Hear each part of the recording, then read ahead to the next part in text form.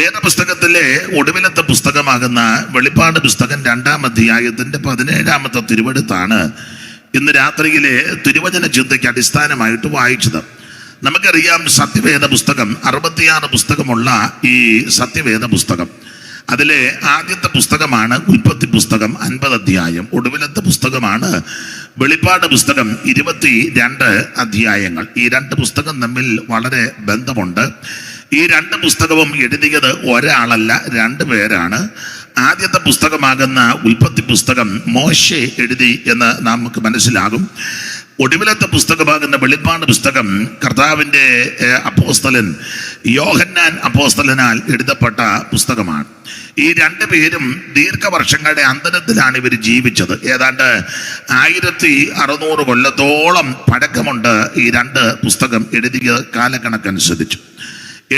എഴുത്തുകാർ തമ്മിൽ 2 പേരും കണ്ടിട്ടില്ല. പക്ഷേ ഇത് വായിച്ച തോന്നും 2 പേരും കൂടെ ഒന്നിച്ചിരുന്ന് എഴുതിയത് എന്ന് നമുക്ക് തോന്നും. അത്രയ്ക്ക് യോജിപ്പുള്ള പുസ്തകമാണ് ഈ 2 പുസ്തകങ്ങൾ. ഇതെല്ലാം ഇവിടെ ഇരിക്കുന്ന ദൈവമക്കൾക്ക് വളരെ മനഃപാഠമാണ്. ഉൽപ്പത്തി പുസ്തകം പലതിൻ്റെയും ആരംഭമാണ്. വെളിപ്പാട് പുസ്തകം ആരംഭിച്ച പലതിൻ്റെയും അവസാനമായിട്ട് നമ്മൾ കാണുന്നുണ്ട്. വെളിപ്പാട് പുസ്തകവും ദാനിയേൽ പ്രവചനവും ഭാവികാല പ്രവചനമൊക്കെ നന്നായിട്ട് പ്രസംഗിക്കുന്ന കർത്തൃദാസന്മാർ കേരളക്കരയ്ക്ക് ദൈവം തന്നിട്ടുണ്ട്. അതിൽ പ്രഗത്ഭനായ ഒരു ദൈവദാസനാണ് ഇവിടെ പൊതുവിൽ കേട്ടതുപോലെ ഇന്നലെ ഇവിടെ വന്ന് ശുശ്രൂഷിച്ചത്. അതുകൊണ്ട് ഞാൻ അങ്ങനെയുള്ള മേഖലയിലൊന്നും കൈവെക്കുന്നില്ല. ഞങ്ങളുടെ നാട്ടിലൊരു പഴഞ്ചൊല്ലുണ്ട്, നല്ല പഴഞ്ചൊല്ലല്ലെങ്കിലും സന്ദർഭം വന്നുകൊണ്ട് പറയാ, വയ്യാത്ത പട്ടി എന്തിനാ കയ്യാല കയറുന്നേ. അപ്പം അതുകൊണ്ട് ഞാൻ അങ്ങനെയുള്ള വിഷയത്തിലൊന്നും കൈവെക്കുന്നില്ല. ലളിതമായിട്ട് ചില കാര്യങ്ങൾ ഇന്ന് രാത്രി നമുക്ക് ചിന്തിക്കാം. ഉൽപ്പത്തി പുസ്തകം എഴുതി, വെളിപ്പാട് പുസ്തകവും എഴുതി. ഈ പുസ്തകത്തിലെ പ്രധാനപ്പെട്ട വിഷയങ്ങളിൽ ഒന്ന്, ഇത് മനുഷ്യവർഗത്തിന്റെ രക്ഷയാണ് ഈ പുസ്തകം വെളിപ്പെടുത്തിയിരിക്കുന്നത്. സകല മനുഷ്യനും രക്ഷപ്പെടണം. തീത്തോസ് 2:11 വാക്യം സഹോദരി വായിച്ചാട്ടെ. തീത്തോസ് 2:11. ഈ സഹോദരിക്ക് കൂട്ടായിട്ട് ഒരു സഹോദരിയും കൂടെ വന്നിരിക്കുന്നത് നല്ലതാ.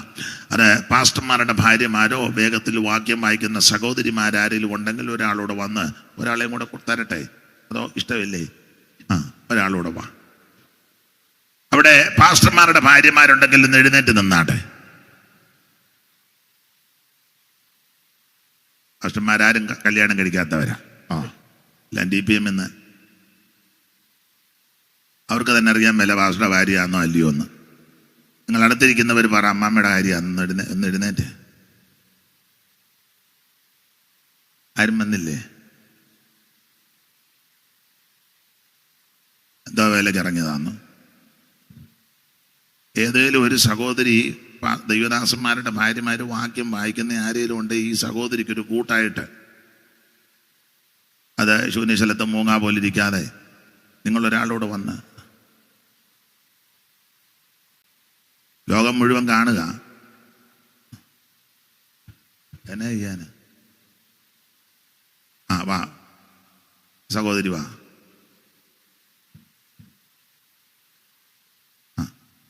രണ്ടുപേരുടെ ഒരുവരേക്കാൾ 20 നല്ലത്.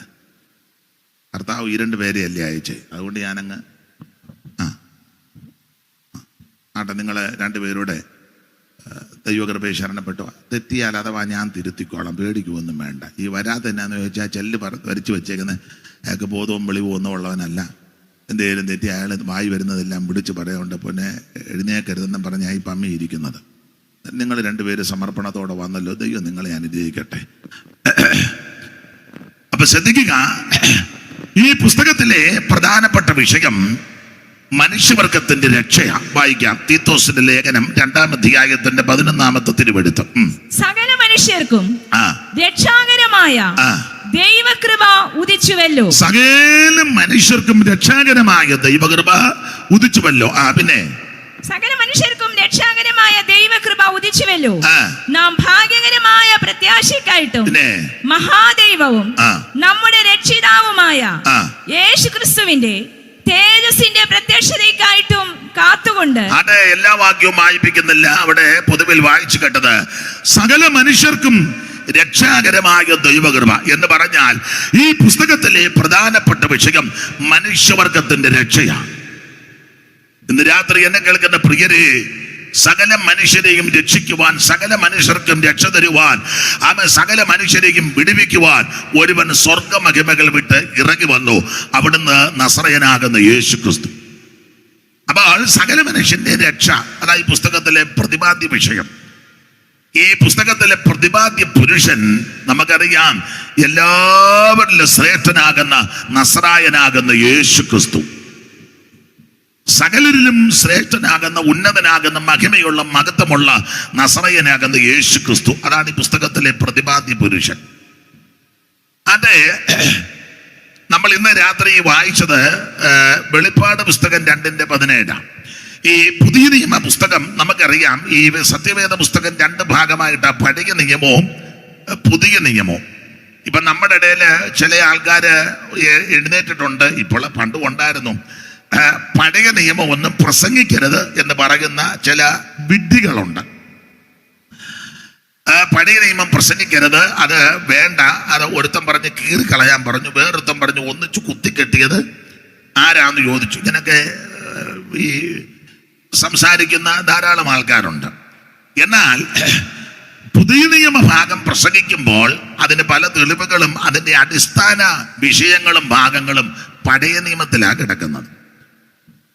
അപ്പോൾ പുതിയ നിയമത്തിലെ ഏത് ഭാഗം നിങ്ങളെടുത്ത് സംസാരിച്ചാലും അതിനെല്ലാം അതിൻ്റെ അടിസ്ഥാനം, തുടക്കം പഴയ നിയമത്തിലാണ്. അപ്പോൾ പഴയ നിയമം കൂടാതെ പുതിയ നിയമം ശരിയായ വിധത്തിൽ പ്രസംഗിക്കാനൊക്കത്തില്ല.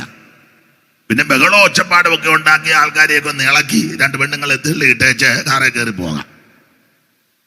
എന്നാൽ പഴയ നിയമത്തിലെ സംഭവങ്ങളാണ് ഇതിൻ്റെ എല്ലാം അടിസ്ഥാനമായിട്ട് കിടക്കുന്നത്. മാത്രമല്ല, നമ്മുടെ ഇടയിൽ ഇപ്പോൾ ഒരു പുതിയ പ്രവണതയുണ്ട്, സങ്കീർത്തന ഭാഗമൊന്നും പ്രസംഗിക്കരുത്, അത് വായിക്കരുത്, ധ്യാനിക്കരുത്. അത് പേടിച്ച് നമ്മുടെ ചില ഉപദേശിമാരിപ്പം സഭായോഗത്തിന് സങ്കീർത്തനം വായിക്കുന്നുമില്ലെന്ന് കേൾക്കുന്നു. നിങ്ങളൊക്കെ വായിക്കുന്നുണ്ടായിരിക്കാം. ചിലരുടെ ഇരിപ്പ് കണ്ടിട്ട്. അപ്പോൾ സങ്കീർത്തന ഭാഗം വായിക്കരുതെന്ന് പുതിയ ഉപദേശങ്ങളൊക്കെ കൊണ്ടുവന്നിട്ടുണ്ട്. ഒരു വാക്യം ഇപ്പം നമുക്ക് തെളിവിനെടുക്കാം. നമ്മുടെ കർത്താവാകുന്ന യേശു ക്രിസ്തു ഉയർത്തെഴുന്നേറ്റ അനന്തരം എമ്മൗസിലേക്ക് പോയ ശിഷ്യന്മാരോട് കൂടെ നടന്നു. നമ്മൾ വായിക്കുന്നുണ്ട്. അതില് ഒരാളുടെ പേര് ക്ലയോപ്പാവെന്നാണ് എഴുതിയേക്കുന്നത്.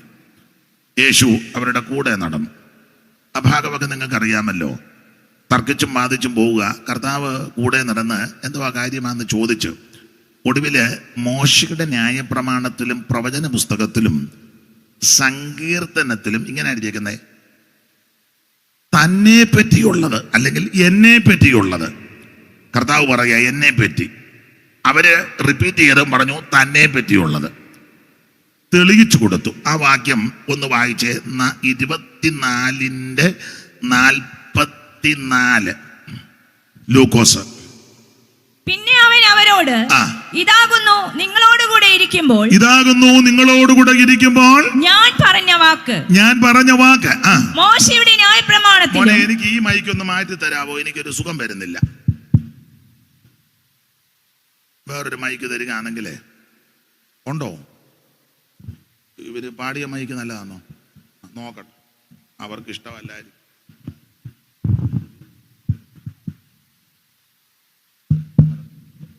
ദൈവത്തിന് മകൻ. ഇത് കുറച്ചുകൂടെ വായിച്ചാട്ടെ. 44. മോശയുടെ ന്യായപ്രമാണത്തിലും പ്രവാചക പുസ്തകങ്ങളിലും സങ്കീർത്തനങ്ങളിലും എന്നെ കുറിച്ച് എഴുതിയിരിക്കുന്നതൊക്കെയും നിവർത്തിയാകണം എന്നുള്ളത് തന്നെ. അപ്പോൾ യേശുക്രിസ്തു നേരിട്ട് പറഞ്ഞ കാര്യം അവിടെ രേഖപ്പെടുത്തിയിരിക്കുന്നത്. മോശയുടെ ന്യായപ്രമാണത്തിലും പ്രവാചക പുസ്തകങ്ങളിലും സങ്കീർത്തനങ്ങളിലും എന്നെ കുറിച്ച്. അപ്പോൾ സങ്കീർത്തനങ്ങളിലും മോശയുടെ ന്യായപ്രമാണത്തിലും പ്രവചന പുസ്തകത്തിലുമെല്ലാം യേശുക്രിസ്തുവിനെ പറ്റിയാണ് എഴുതിയിരിക്കുന്നത്. അന്നേരം ഈ പുതിയ വിഡ്ഢികള് വന്ന് പറയാ ഇതൊന്നും പറയരുത്, പ്രസംഗിക്കരുതെന്ന്. അവർക്ക് മൈക്ക് മോനെ ഇച്ചിരി കൂട്ടിത്താ, എനിക്ക് തൊണ്ട തന്നെ എല്ലാം പോയി കിടക്കുക, കൂട്ടിത്താ, ഈ യോഗം ഗുണമാകണമെന്ന ഉദ്ദേശമെങ്കിൽ താ. അപ്പൊ ശ്രദ്ധിക്കുക. എന്നാ കൂട്ടാത്തതൊക്കെ വലിയ സങ്കടമാണെന്ന് തോന്നുന്നു. ഞാൻ ഉറക്കെ പറയുമ്പോൾ അങ്ങ് അകത്തും, അതൊക്കെ പറയുമ്പോൾ ഞാൻ അടുപ്പിക്കും. മോനെ നമ്മൾ തമ്മിലൊരു ധാരണയിൽ ഇന്ന് നിൽക്കണം. തന്നെ നാളെ ഇങ്ങനെ ഒരു യോഗ ഇവിടെ ഇല്ല. അപ്പൊ ശ്രദ്ധിക്കുക, മോശയുടെ ന്യായപ്രമാണത്തിലും പ്രവചന പുസ്തകത്തിലും സങ്കീർത്തനത്തിലും അവിടുത്തെ പറ്റി എഴുതിയത് തെളിയിച്ചു കൊടുത്തു. അങ്ങനെയെങ്കിൽ പ്രിയരെ, പഴയ നിയമ ഭാഗത്തിലെല്ലാം അവൻ യേശു ക്രിസ്തുവിനെ പറ്റിയാ രേഖപ്പെടുത്തിയിരിക്കുന്നത്. അപ്പോൾ പഴയ നിയമവും പുതിയ നിയമവും നമുക്ക് ആവശ്യമാണ്. അതെ, അങ്ങനെയുള്ള പഴയ നിയമ പുസ്തകങ്ങള് 39 പുസ്തകം, പുതിയ നിയമത്തിലെ 27 പുസ്തകങ്ങൾ. ഈ വേദപുസ്തകത്തിലെ 66 പുസ്തകത്തിൽ ഏറ്റവും കൂടുതൽ പുസ്തകം എഴുതിയിരിക്കുന്നത് നമുക്കറിയാം. പുസ്തകം ഏറ്റവും കൂടുതൽ അധ്യായമല്ല, കൂടുതൽ പുസ്തകം എഴുതിയിരിക്കുന്നത് ധന്യനായ പൗലോസാണ്. ദൈവത്തിന് മഹത്വം. അതിന് കഴിഞ്ഞാൽ പുസ്തകങ്ങൾ ധാരാളം ഏറെ എഴുതിയിരിക്കുന്നത് മോശയുടെ 5 പുസ്തകങ്ങൾ. പുതിയ നിയമത്തിലേക്ക് വരുമ്പോൾ അതുപോലെ തന്നെ എഴുതിയ ആളാണ് യോഹന്നാൻ അപ്പോസ്തലൻ. അദ്ദേഹവും 5 പുസ്തകം എഴുതി. ഒന്ന് ഒരു സുവിശേഷ പുസ്തകം നമുക്കറിയാം. 2 3 ലേഖനങ്ങൾ എഴുതി. അപ്പോൾ സുവിശേഷ പുസ്തകവും 3 ലേഖനവും കൂടെ ചേർത്ത് 4. പിന്നീട് എഴുതിയതാണ് വെളിപ്പാട് പുസ്തകം, 5-ാമത്തെ പുസ്തകം. അപ്പോൾ വേദപുസ്തകത്തിൽ 2 പേര് 5 പുസ്തകം എഴുതി. ഏറ്റവും കൂടുതൽ പുസ്തകം എഴുതിയത് ധന്യനായ പൗലോസ്, ഏതാണ്ട് 14 പരം ലേഖനം എഴുതി. 14 അല്ല എഴുതിയിരിക്കുന്നത്, അത് കൂടുതൽ എഴുതി. നമുക്ക് ചില ലേഖനങ്ങളെ കിട്ടിയിട്ടുള്ളൂ. കൊരിന്ത്യർക്ക് ചരിത്രം പറയുന്നത് കൊരിന്ത്യർക്ക് 4 ലേഖനം എഴുതിയെന്നാ, നമുക്ക് 2 കിട്ടിയിട്ടുള്ളൂ, 2 ഇല്ല. അപ്പോൾ ഒരാൾ ചോദിച്ചാൽ 2 എന്ത് ചെയ്യുന്നു? അപ്പം നമ്മുടെ ഒരു ഉപദേശം പറഞ്ഞു, ഈ കിട്ടിയ 2 അനുസരിച്ച് നീ ജീവിക്കേ, എന്നെ ചൊല്ലിയോ പിന്നെ കാണാതെ പോയ 2നെ പറ്റി. അപ്പൊ അതുകൊണ്ട് പുതിയ നിയമത്തിൽ ഏറ്റവും കൂടുതൽ പുസ്തകം എഴുതിയത് വേദപുസ്തകത്തിലും ധന്യനായ പൗലോസാണ്. അത് കഴിഞ്ഞാൽ തൊട്ട് അടുത്ത് നിൽക്കുന്നയാളാണ് യോഹന്നാൻ അപ്പോസ്തലൻ. 5 പുസ്തകം എഴുതി. നമുക്കറിയാം, 1-ാമത്തെ പുസ്തകം സുവിശേഷ പുസ്തകം, യോഹന്നാൻ എഴുതിയ സുവിശേഷം. 2 3 ലേഖനങ്ങൾ, അത് 3 ഉപദേശമാണ്. ഒടുവിൽ ഭാവികാല വിഷയങ്ങൾ വെളിപ്പെടുത്തിയ വെളിപ്പാട് പുസ്തകം. ഒന്നുകൂടെ തെളിച്ചു പറയട്ടെ, ഈ പുസ്തകം എഴുതുവാൻ ഉദ്ദേശമുണ്ട്, ചുമ്മാ പുസ്തകം എഴുതിയതല്ല. യോഹന്നാന് പ്രായമായി, അന്ന് ഏതായാലും ചാകുന്നതിന് മുന്നേ 3-4 പുസ്തകം അങ്ങനെ എഴുതുന്ന ആൾക്കാരുണ്ട്. ഇന്നാളൊരാൾ പറഞ്ഞു, അപ്പച്ച പോകുന്നതിന് മുന്നേ 2 പുസ്തകം. അപ്പോൾ അപ്പച്ചൻ പറഞ്ഞു, ഞാനിപ്പോ പണിപ്പുരയിലാന്ന്. ഏതാ പുസ്തകത്തിന്റെ പണിപ്പുരയിൽ. അത് അപ്പച്ചൻ കണ്ണടയുന്നതിന് മുന്നേ 2 എണ്ണം എഴുതാന്ന് ഓർത്ത് എഴുതി. യോഹന്നാൻ അങ്ങനെ എഴുതിയതല്ല. ഒരു ജോലി ഇല്ലാത്തപ്പോൾ പുസ്തകം എഴുതുന്ന ആൾക്കാരുണ്ട്. അടുത്ത കാലത്ത് ഒരാൾ 10-16 പുസ്തകം ഇപ്പോഴല്ല കുറച്ച് നാൾ തന്നു. ഞാൻ ചോദിച്ചത് എപ്പോൾ എഴുതി? കോവിഡിന്റെ സമയത്ത് എഴുതിയതാ. വെളിയിലൊന്നും ഇറങ്ങാൻ മേലെ, ആരുമായിട്ട് സംസ്കൃതമൊന്നും ഇല്ല, എന്നാ പിന്നെ വെറുതെ ഇരിക്കണ്ടെന്ന് ഓർത്ത് കുറച്ച്. അത് തെറ്റാന്നല്ല പറഞ്ഞ്, നമ്മളൊക്കെ അങ്ങനെ ആ പുസ്തകം എഴുതുന്നത്. വേറൊരാള് അമേരിക്കയിലെ ശുശ്രൂഷയ്ക്ക് പോയി. അപ്പോൾ സഭകളിലൊന്നും പോകാനോ ശുശ്രൂഷിക്കാനോ ഒത്തില്ല. അപ്പൊ പുള്ളി പറഞ്ഞു, വെറുതെ ഇരിക്കുകയായിരുന്നു 4-5 മാസം. അപ്പൊ അവിടെ ഈ ഗാരേജ് എന്നാന്നോ അച്ഛാ പറയാന്ന്, വണ്ടിയൊക്കെ ഇടുന്നേ, അവിടെ പോയി അങ്ങ് ഇരുന്ന് അങ്ങ് എഴുതുകാരെന്ന് പറഞ്ഞു. അപ്പൊ ചുരുക്കി പറഞ്ഞാൽ ഇത് തെറ്റാണെന്നോ എഴുതിയത് മോശമാണെന്നല്ല, അങ്ങനെയാ പലരും പുസ്തകം എഴുതുന്നത്. എന്നാൽ യോഹന്നാൻ എന്ന പ്രായമായി കണ്ണടയുന്നതിന് മുന്നേ 4-5 പുസ്തകം എഴുതാന്നോ? എന്നാൽ വെറുതെ ഇരിക്കുക ഇച്ചിരി പുസ്തകം എന്നെഴുതിയതല്ല. ഓരോ പുസ്തകം എഴുതിയതിന് പിമ്പിൽ ഉദ്ദേശമുണ്ട്. എന്താ സുവിശേഷ പുസ്തകം എഴുതാനുള്ളതിന്റെ കാരണം എന്താ? വായിച്ച് യോഹന്നാന്റെ സുവിശേഷം 20-ാം അധ്യായത്തിന്റെ 30-ാമത്തെ വാക്യം വായിച്ചാട്ടെ. യോഹന്നാന്റെ സുവിശേഷം 20-30 പെട്ടെന്ന്. ഈ പുസ്തകത്തിൽ എഴുതിയിരിക്കുന്നതല്ലാതെ. കണ്ടോ, ഞാൻ വിളിച്ചു വരുത്തിയതിന്റെ ഗുണം കണ്ടോ? അതിനായി വായിരും സഹോദരി വായിരും. ഈ പുസ്തകത്തിൽ എഴുതിയിരിക്കുന്നതല്ലാതെ, ഈ പുസ്തകത്തിൽ എഴുതിയിരിക്കുന്നതല്ലാതെ മറ്റനേകം അടയാളങ്ങളും യേശു തന്റെ ശിഷ്യന്മാർ കാണുകയും ചെയ്തു. പിന്നെ എന്നാൽ യേശു ദൈവപുത്രനായ ക്രിസ്തു എന്ന് നിങ്ങൾ വിശ്വസിക്കേണ്ട. യേശു ക്രിസ്തു ദൈവപുത്രനായ ക്രിസ്തു എന്ന് നിങ്ങൾ വിശ്വസിക്കേണ്ട. എന്നെ കേൾക്കുന്ന സകല ആൾക്കാരും ഇന്ന് രാത്രിയിലും വിശ്വസിക്കാൻ ആമേൻ ഓർപ്പിക്കുക. യേശു ക്രിസ്തു ദൈവപുത്രനായ ക്രിസ്തു എന്ന് സകല ആൾക്കാരും വിശ്വസിക്കണം. ഈ ഗ്രൗണ്ടിൽ വന്നിരിക്കുന്നവർ, ശബ്ദപരിധികൾ കേൾക്കുന്നവർ, ദൂരത്തിരുന്ന് അമേ ശ്രദ്ധിക്കുന്നവർ, ശ്രവിക്കുന്നവർ, സകല മാനവജാതിയും സകല മനുഷ്യവർഗവും വിശ്വസിക്കണം, കേൾക്കണം, അറിയണം. എന്ത്? യേശു ക്രിസ്തു ദൈവപുത്രനായ ക്രിസ്തു. പിന്നെ വിശ്വസിച്ചിട്ട് അവന്റെ നാമത്തിൽ നിങ്ങൾക്ക് ജീവൻ ഉണ്ടാകേണ്ടതിന്, അവിടുത്തെ നാമത്തിൽ നിങ്ങൾക്ക് നിത്യജീവൻ, ജീവൻ ഉണ്ടാകേണ്ടതിന് ഇത് എഴുതിയിരിക്കുന്നു. അപ്പൊ എഴുതിയിരിക്കുന്നത് എന്തിനാ? യേശു ക്രിസ്തു ദൈവപുത്രനായ ക്രിസ്തു എന്ന് വിശ്വസിക്കുകയും വിശ്വാസത്താൽ വിശ്വസിക്കുന്ന സകലർക്കും നിത്യജീവൻ ഉണ്ടാകണം. അതിനായി പുസ്തകം എഴുതിയത്. അപ്പൊ സുവിശേഷ പുസ്തകം എഴുതിയതിന്റെ ഉദ്ദേശം അതാ. ലേഖനം എഴുതിയത് എന്തിനാ? യോഹന്നാന്റെ 1-ാം ലേഖനം 2:1 വായിച്ചാട്ടെ. 1-ാം ലേഖനം 2:1. എന്റെ കുഞ്ഞുങ്ങളെ, നിങ്ങൾ പാപം ചെയ്യാതിരിപ്പാൻ ഞാനിത് നിങ്ങൾക്ക് എഴുതുന്നു. അപ്പൊ ലേഖനം എഴുതിയതിന്റെ മുമ്പ് ഉദ്ദേശമുണ്ട്, ചുമ്മാ ഇരുന്ന് എഴുതിയതല്ല. എന്റെ കുഞ്ഞുങ്ങളെ, നിങ്ങൾ പാപം ചെയ്യാതിരിക്കേണ്ടതിന് ഞാനിത് നിങ്ങൾക്ക് അതിനായി ഇത് എഴുതിയിരിക്കുന്നത്. വെളിപ്പാട് പുസ്തകം എഴുതിയത് എന്തിനാ? 1:4. യോഹന്നാൻ ആസിയിലെ 7 സഭകൾക്കും എഴുതുന്നത്, അത് സഭയ്ക്ക് എഴുതുന്നതാ. യോഹന്നാൻ അപ്പോസ്തലൻ ആസിയയിലെ 7 സഭയ്ക്ക് സഭയ്ക്കാണ് എഴുതുന്നത്. ഞാൻ പിന്നീട് ആ ഭാഗത്തേക്ക് സമയം അനുസരിച്ച് വരാം. അപ്പോൾ ഓരോ പുസ്തകവും എഴുതിയതിന്റെ പിന്നിൽ ഉദ്ദേശമുണ്ട്, വെറുതെ എഴുതിയതല്ല. ഇന്ന് നമ്മുടെ ജീവിതത്തിൽ ഒരു ഉദ്ദേശം വേണ്ടേ? ഈ കൺവെൻഷന്റെ പിന്നിൽ ഒരു ഉദ്ദേശമുണ്ട്. നമ്മൾ ഇന്ന് രാത്രി കൂടി വന്നതിന്റെ പിന്നിൽ ഉദ്ദേശമുണ്ട്. നമ്മുടെ ജീവിതത്തിന്റെ പിന്നിൽ ഒരു ഉദ്ദേശമുണ്ട്. അതുകൊണ്ട് ഇന്ന് രാത്രി എന്നെ കേൾക്കുന്ന പ്രിയരെ, യാതൊരു ലക്ഷ്യബോധമില്ലാതെ ഉദ്ദേശമില്ലാതെ ജീവിച്ചിട്ടും പോയിട്ടും കാര്യമില്ല. ഇന്ന് രാത്രിയിൽ ഒരു കാര്യം ഒന്നുകൂടെ ഓർപ്പിക്കട്ടെ. സുവിശേഷ പുസ്തകം എഴുതിയതിന്റെ ഉദ്ദേശം യേശു ക്രിസ്തു ദൈവമാണെന്ന് എല്ലാവരും വിശ്വസിക്കണം. മാത്രമല്ല, വിശ്വസിച്ച് ആ വിശ്വാസത്താൽ നിത്യജീവൻ ഉണ്ടാകണം. അതിനാ സുവിശേഷം. ഞാൻ ഈ ഭാഗത്തേക്ക് വരുന്നതിന് മുമ്പ് 1-2 കാര്യം പറയണം. നമ്മൾ സുവിശേഷ യോഗമാണല്ലോ, അത് ഞാൻ എല്ലായിടത്തും പറയുന്ന കാര്യമാണ്. അത് ഒന്നുകൂടെ ആവർത്തിക്കുക. അല്ല, ആവർത്തിക്കാല്ല, അത് പറയണമല്ലോ, അതാണല്ലോ പറയണ്ടേ. ഇവിടെ ഇരിക്കുന്ന എല്ലാവർക്കും ഈ ഞാൻ പറയുന്ന കാര്യമെല്ലാം അറിയാം. പിന്നെ നിങ്ങളിപ്പോൾ ഇങ്ങനെ ഇരിക്കുന്നത് ഞാൻ പറയുന്നതൊക്കെ ഒക്കുന്നുണ്ടോ തെറ്റുന്നുണ്ടോ നോക്കിയിരിക്കുക. അപ്പൊ എന്തേലും അപാകത കൊണ്ട് യോഗം കഴിഞ്ഞ് നിങ്ങളത് പറയണം. കാരണം പറഞ്ഞു തരണം. കാരണം അടുത്ത സ്ഥലത്ത് ചെന്ന് ഞാൻ ഈ പൊട്ടത്തരം പറയരുത്. അപ്പോൾ എന്നേക്കാൾ ഞാനും അറിവുള്ളവരായി ഇരിക്കുന്നവരും കേൾക്കുന്നവരും. അറിയാത്ത ആരെങ്കിലും ഉണ്ടെങ്കിൽ അവരുടെ അറിവിനാ ഞാൻ ഇനി ചില കാര്യം പറയുന്നത്. എന്താണ് സുവിശേഷം? എന്താണ് സുവിശേഷം? ഒറ്റവാക്കി പറയാം, സുവിശേഷം നസറായനാകുന്ന യേശു ക്രിസ്തു. വായിച്ചോ, തിമോഥെയോസിന്റെ 2-ാം ലേഖനം 2-ാം അധ്യായത്തിന്റെ 8-ാം വാക്യം. ഇതെല്ലാം അറിവുള്ളതാ. വായിപ്പിക്കുന്ന എന്തിനാന്ന് ചോദിച്ചാൽ, ഞാൻ എപ്പോഴും പറയും, ചിലർക്ക് എന്നെ പറ്റി ഒരു ധാരണ, മുമ്പേ സൂചിപ്പിച്ചതുപോലെ അയാള് വിവരവും ബോധവും ഒന്നും ഉള്ളവനല്ല. അത് ശരിയാ.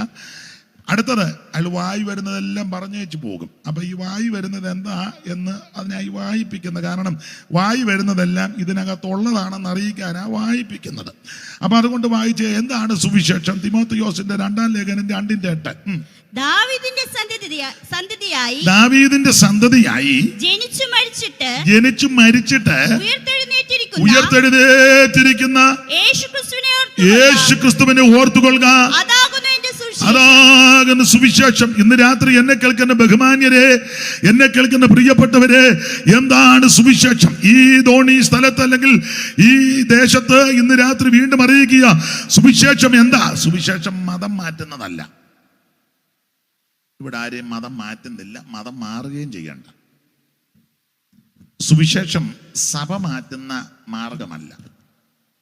സുവിശേഷം സംഘടന മാറുന്നതല്ല. സുവിശേഷം നാട്ടുകാരുടെ സ്വൈര്യം കെടുത്തുന്നതല്ല. പണ്ട് കാലത്തൊക്കെ നമ്മളെ പറ്റിയാ പറയുന്ന നാട്ടുകാരുടെ സ്വൈര്യം കെടുത്തുക. ഇപ്പൊ അങ്ങനെ ഒരു സംഭവം 9 ആകുമ്പോൾ നമ്മൾ നിർത്തുക. ഇന്നിപ്പോ 9 എന്ന് വേവിച്ചായും പറഞ്ഞു. അങ്ങേയറ്റം പോയാൽ 9:45. ഇന്നല്ല സാധാരണ, മിക്കടുത്ത് 9. കാരണം 8:45 ആകുമ്പോഴേ നമ്മുടെ പാസ്റ്റർമാർ ബൈബിളിന് സിപ്പിട്ട് കാണിക്കും. ആരുടെ സ്വൈര്യം കെടുത്തുന്നില്ല. അവര് ഇരിക്കുന്നതും വളരെ ശാന്തമായിട്ടോ, ഒരനക്കവും ഇല്ല. വന്നിരിക്കുന്ന ജനവും ഞാനും വന്നപ്പം മുതൽ നോക്കി എന്ത് ശാന്തമായിട്ടായിരിക്കുന്നേ. അപ്പൊ ചുരുക്കി പറഞ്ഞാൽ, പണ്ടൊക്കെ ഞാൻ നമ്മളെ പറ്റി അങ്ങനെ തെറ്റിദ്ധാരണ, സ്വൈര്യം കെടുത്തുക. ഇപ്പൊ അങ്ങനെ ഇല്ല. പണ്ട് കാലത്ത് ഈ പാലക്കാട്ടെ രീതി എനിക്കറിയത്തില്ല. അവിടെ കുമ്പനാട്, റാന്നി, കോന്നി, പത്തനംതിട്ട, കോട്ടയം സ്ഥലത്തൊക്കെ പെന്തിക്കോസുകാർക്ക് സ്ഥലമൊന്നും കൊടുക്കുകയില്ലായിരുന്നു. 10 സെന്റ് മേടിക്കാൻ ചെന്നാൽ തരികയില്ല. അതിനെ വെച്ചപ്പോൾ നാട്ടുകാർ പറയും, ഇതുങ്ങൾ സന്ധ്യയാകുമ്പോൾ കിടന്ന് അലയ്ക്ക് വന്ന് ചുമ്മാ അയ്യോ പത്തോ ഓടി വായോ തിത്തിത്താര തിത്തിത്ത അവര് പറയുന്നതാ, കിടന്നങ്ങ് അലപ്പാ. അതുകൊണ്ട് നമുക്ക് തരികയില്ല. ഇപ്പം 10, 45, 50 കൊല്ലമായപ്പോൾ നമ്മളെ വിളിച്ച് ഇങ്ങോട്ട് തരിക, ഉപയോഗിച്ച ഇച്ചിരി വസ്തു കൊണ്ട് മേടിക്കും, മോനോട് പറഞ്ഞേച്ച് മേടിക്കും, അല്ലെങ്കിൽ ഇന്ന ആളിന് തോമസൂട്ടി പാസ്റ്റർ മേടിക്കും ഇച്ചിരി വസ്തു, അല്ലെ എന്നോട് ആണെങ്കിലും പറയും, ഇവരോടൊക്കെ പറയും, നമ്മളെ വിളിച്ച് തരിക. നമ്മൾ പറയും ഞങ്ങൾ പെന്തിക്കോസുകാരാ, അതുകൊണ്ടല്ലയോ തരുന്നത്. അതെന്നാന്ന് ചോദിച്ചാൽ അവർക്ക് മനസ്സിലായി പഴയതുപോലെ ഇപ്പം അയ്യോ പത്തോ ഒന്നും ഇതുങ്ങൾ വെക്കുകയല്ല. മൂരിക്കാളെ ഏട്ടക്കൂരിയൊക്കെ തിന്നേച്ച് എവിടെയെങ്കിലും മാണ്ട് കിടക്കുക, സന്ധ്യയാകുമ്പോൾ പാട്ടും പ്രാർത്ഥനയും ഒന്നുമില്ല. നിങ്ങൾ മിക്ക വീട്ടിലും ചെന്നേ, വല്യപ്പനൊരു മൊബൈലായിട്ട് തിണ്ണയുടെ അങ്ങേയറ്റത്, തള്ള ഒരു മൊബൈലുമായിട്ട് അപ്പറേ, പെങ്കൊച്ച് ടെറസിന്റെ മണ്ടയില്, ചെറുക്കനാന്നെ റോഡ് നിൽക്കുക, എന്തുകൊണ്ട് പറഞ്ഞാട് ഞാനൊരു നിന്നെ പാമ്പ് കടിക്കുമെന്ന് പറഞ്ഞു ഇരുട്ടത്ത് പോയി നിൽക്കുക. സന്ധ്യയാകുമ്പോൾ കുടുംബ പ്രാർത്ഥനയൊന്നുമില്ല. പണ്ടങ്ങനല്ല, ഇതൊന്നും ഇല്ലാഞ്ഞത് കൊണ്ട് സന്ധ്യയാകുമ്പോൾ എല്ലാവരുടെ പാട്ട് പാടി ആത്മാവിലാകും തമ്പൂറുമൊക്കെ അടിച്ച് എന്തോ നൃത്തം ചെയ്ത ദൈവത്തിൽ. ഇപ്പം അതൊന്നുമില്ല. അപ്പം അവർക്ക് മനസ്സിലായി ഇതുങ്ങളിപ്പോൾ പഴയതുപോലെ ഒന്നുമില്ല, കയ്യടിയോ പാട്ടോ പ്രാർത്ഥനയോ ഒന്നുമില്ല. പിന്നെ രാവിലെ ഷൂ ഷീ അടുക്കളയിലോട്ട് പോകുന്ന കാണാം അമ്മാമ്മ പ്രാർത്ഥനയ്ക്ക് സ്തോത്രം പറയുന്നതാ. അച്ചായനും അവിടെ ഇരുന്ന് ഈ ചുണ്ടലി അനക്കുന്നത് പോലെ അതൊക്കെ തീർന്നു. അപ്പൊ അതുകൊണ്ട് മറ്റുള്ളവർക്ക് ഇപ്പൊ പിടികിട്ടി, നിങ്ങൾ പഴയതുപോലെ അലപ്പും ബഹളവും ഒന്നും സഭയെ വന്നാലും ഇല്ലല്ലോ. മിക്കതും ഇരുന്ന് ഉറങ്ങുകയല്ലയോ. അതെ, ഒരു വലിയ സഭയെ ഞാൻ ചെന്നപ്പോൾ മിക്കതും ഉറങ്ങും. ഞാൻ പറഞ്ഞു എഴുന്നേക്ക് ഇച്ചിരി കാര്യം പറഞ്ഞു വെച്ച് ഞാൻ പോകാം, പിന്നെ ഞാൻ ഉറങ്ങാൻ പറഞ്ഞു.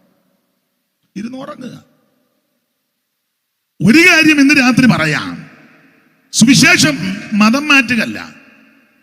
ഇവിടെ ചില ആൾക്കാരൊക്കെ ചിന്തിക്കാറുണ്ട്, പറയാറുണ്ട്, ചിലരങ്ങനെ പറയും ഇവര് മതം മാറ്റുന്നവരാ. നല്ല മതം മാറ്റമല്ല, സുവിശേഷം അറിയിക്കുക. സുവിശേഷം മതം മാറ്റുകയല്ല, സഭ മാറ്റുകയല്ല, സംഘടന മാറുകയല്ല, നാട്ടുകാരുടെ സ്വൈര്യം കെടുത്തുകയല്ല. അല്ല, ഒന്നുകൂടെ തെളിച്ചു പറഞ്ഞാൽ ഈ സഞ്ചാര സ്വാതന്ത്ര്യത്തിന് ഹാനി വരുത്തുകയല്ല. നമ്മളൊക്കെ യാത്ര ചെയ്യല്ലേ, റോഡിലൊക്കെ നമുക്ക് തടസ്സമായിട്ടാണ് നിൽക്കുന്നത്. നിങ്ങളൊക്കെ എന്നേക്കാൾ കൂടുതൽ യാത്ര ചെയ്യുന്നവർ കാണും. വാഹനം ഓടിച്ചു പോകുമ്പോൾ റോഡ് ബ്ലോക്ക് ചെയ്ത് എന്തെല്ലാം കാര്യങ്ങളാണ് കാട്ടിക്കൂട്ടുന്നത്. എല്ലാം ഒന്നും പൊതുവിൽ ഇപ്പൊ പറയാനൊക്കത്തില്ല. അധികാരികളും പലതിനെ അനുകൂലിച്ച് അവര് നമ്മളെയും കൂടെ പേടിപ്പിച്ചേ പോകാൻ. അതിനെ അവിടെ ഇപ്പൊ ഒക്കത്തില്ല. എന്നാന്ന് ഇപ്പൊ പൊതുവിലൊന്നും പറയണ്ട, നിങ്ങൾക്കറിയാമല്ലോ. ആർക്കും പ്രശ്നവുമില്ല. മാത്രമാണോ നമ്മള് അധികാരികളോട് സാങ്ഷൻ മേടിക്കാൻ ചെന്നാൽ ചോദിക്കും 9 ആകുമ്പം നിർത്തണം. പിന്നെ ചിലർ പറയും സാറേ അല്പസമയം കൂടെ. പക്ഷേ മറ്റു ചിലരെ ശ്രദ്ധിച്ചേ, പാതിരാത്രിക്കും ഓരോ പോസ്റ്റേലും വെച്ചിട്ടുണ്ട്. ഓരോ പോസ്റ്റേലും നിങ്ങൾ കണ്ടിട്ടുണ്ടോ? നിങ്ങൾ കണ്ടിട്ടും കേട്ടിട്ടും ഉണ്ടെങ്കിലും നിങ്ങൾ മിണ്ടുകയല്ലെന്ന് എനിക്കറിയാം. ഞാൻ കള്ളമൊന്നുമല്ല പറഞ്ഞത്. ഓരോ പോസ്റ്റേലും ചെറിയ ചെറിയ ബോക്സ് വെച്ചിരിക്കുക. രാത്രിയിലൊക്കെ ഞങ്ങൾ പോകുമ്പോൾ 2-3 കിലോമീറ്റർ പോയാലും ഇത് കേൾക്കാം. ആർക്കും പ്രശ്നവുമില്ല, ആർക്കും എതിരുമില്ല. 2 നിയമങ്ങളാണെന്നാണ് എനിക്ക് തോന്നുന്നത്. സ്തോത്രം. ആട്ടെ, നമ്മളിപ്പോൾ അത് ഞാൻ പറയാം, എന്നാന്ന് ഞാൻ പിന്നീട് പറയാം കാര്യം. അപ്പോൾ ചുരുക്കി പറഞ്ഞാൽ ഇങ്ങനെയൊക്കെ ധാരാളം ആൾക്കാരുണ്ട്. പക്ഷെ നമ്മൾ ഇതിനൊന്നും യോജിക്കുന്ന ആൾക്കാരല്ല. മറ്റുള്ളവരുടെ സ്വൈര്യം കെടുത്തുന്നില്ല, സഞ്ചാര സ്വാതന്ത്ര്യത്തിന് ദോഷം വരുത്തുന്നില്ല. മതം മാറ്റമല്ല, സഭ മാറ്റുകയല്ല, സംഘടന മാറ്റുകയല്ല. പിന്നെന്താ സുവിശേഷം എന്ന് പറയുന്നത് ഒരു വ്യക്തിയാണ്. അത് മറ്റാരുമല്ല, നസറായനാകുന്ന യേശുക്രിസ്തു. ഒന്നുകൂടെ തെളിച്ചു പറഞ്ഞാൽ എന്താ സുവിശേഷം? വായിച്ച് കൊരിന്ത്യർക്ക് എഴുതിയ 1-ാം ലേഖനം 15-ാം അധ്യായത്തിന്റെ 3-ാമത്തെ വാക്യം. കൊരിന്ത്യർക്ക് എഴുതിയ 1-ാം ലേഖനം 15-ാം അധ്യായത്തിന്റെ 3-ാം വാക്യം ഒരല്പവും കൂടെ വിശദീകരണം.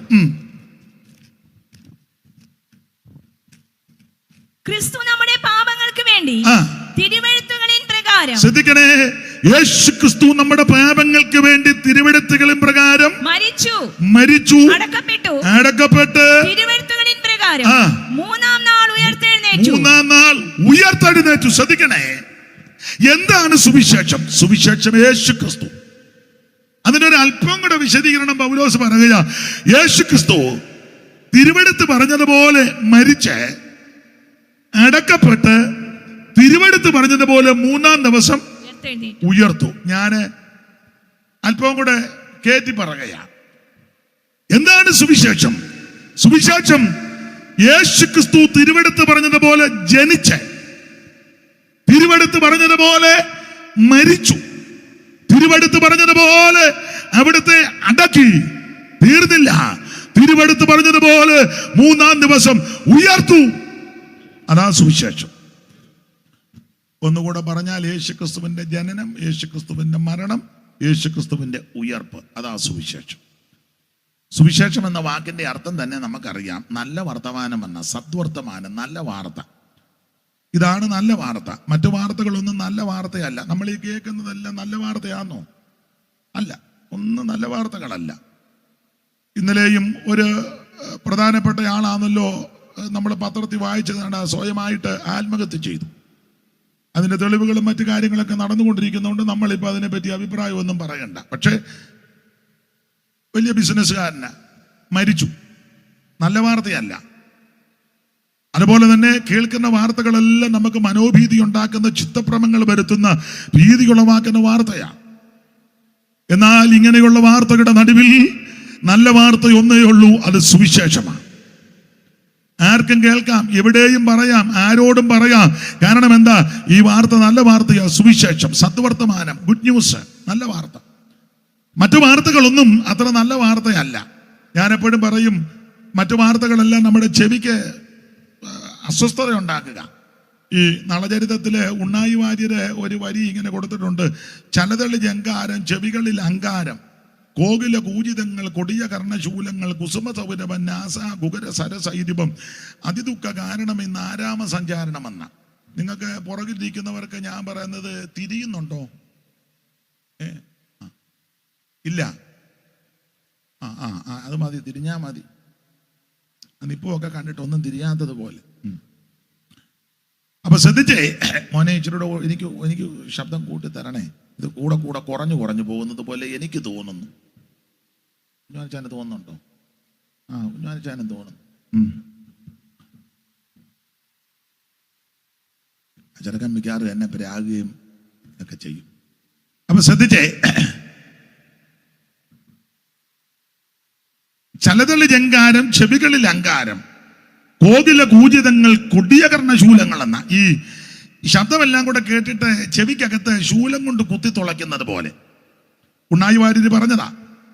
എന്ന് പറഞ്ഞതുപോലെ ഇവിടുത്തെ വാർത്തകൾ മുഴുവൻ നമ്മുടെ ചെവിക്കകത്ത് ശൂലം കൊണ്ട് തുളയ്ക്കുന്നത് പോലെ വേദനപ്പെടുത്തുന്ന, സ്വൈര്യം കെടുത്തുന്ന, അസ്വസ്ഥതപ്പെടുത്തുന്ന വാർത്തകളാകുമ്പോൾ ഇതിന്റെ നടുവിൽ നമ്മുടെ ചെവിക്ക് സുഖം തരുന്ന, അല്ലെ കർണാനന്ദം തരുന്ന ഒരേ ഒരു വാർത്ത, അത് സത്യ സുവിശേഷമാണ്.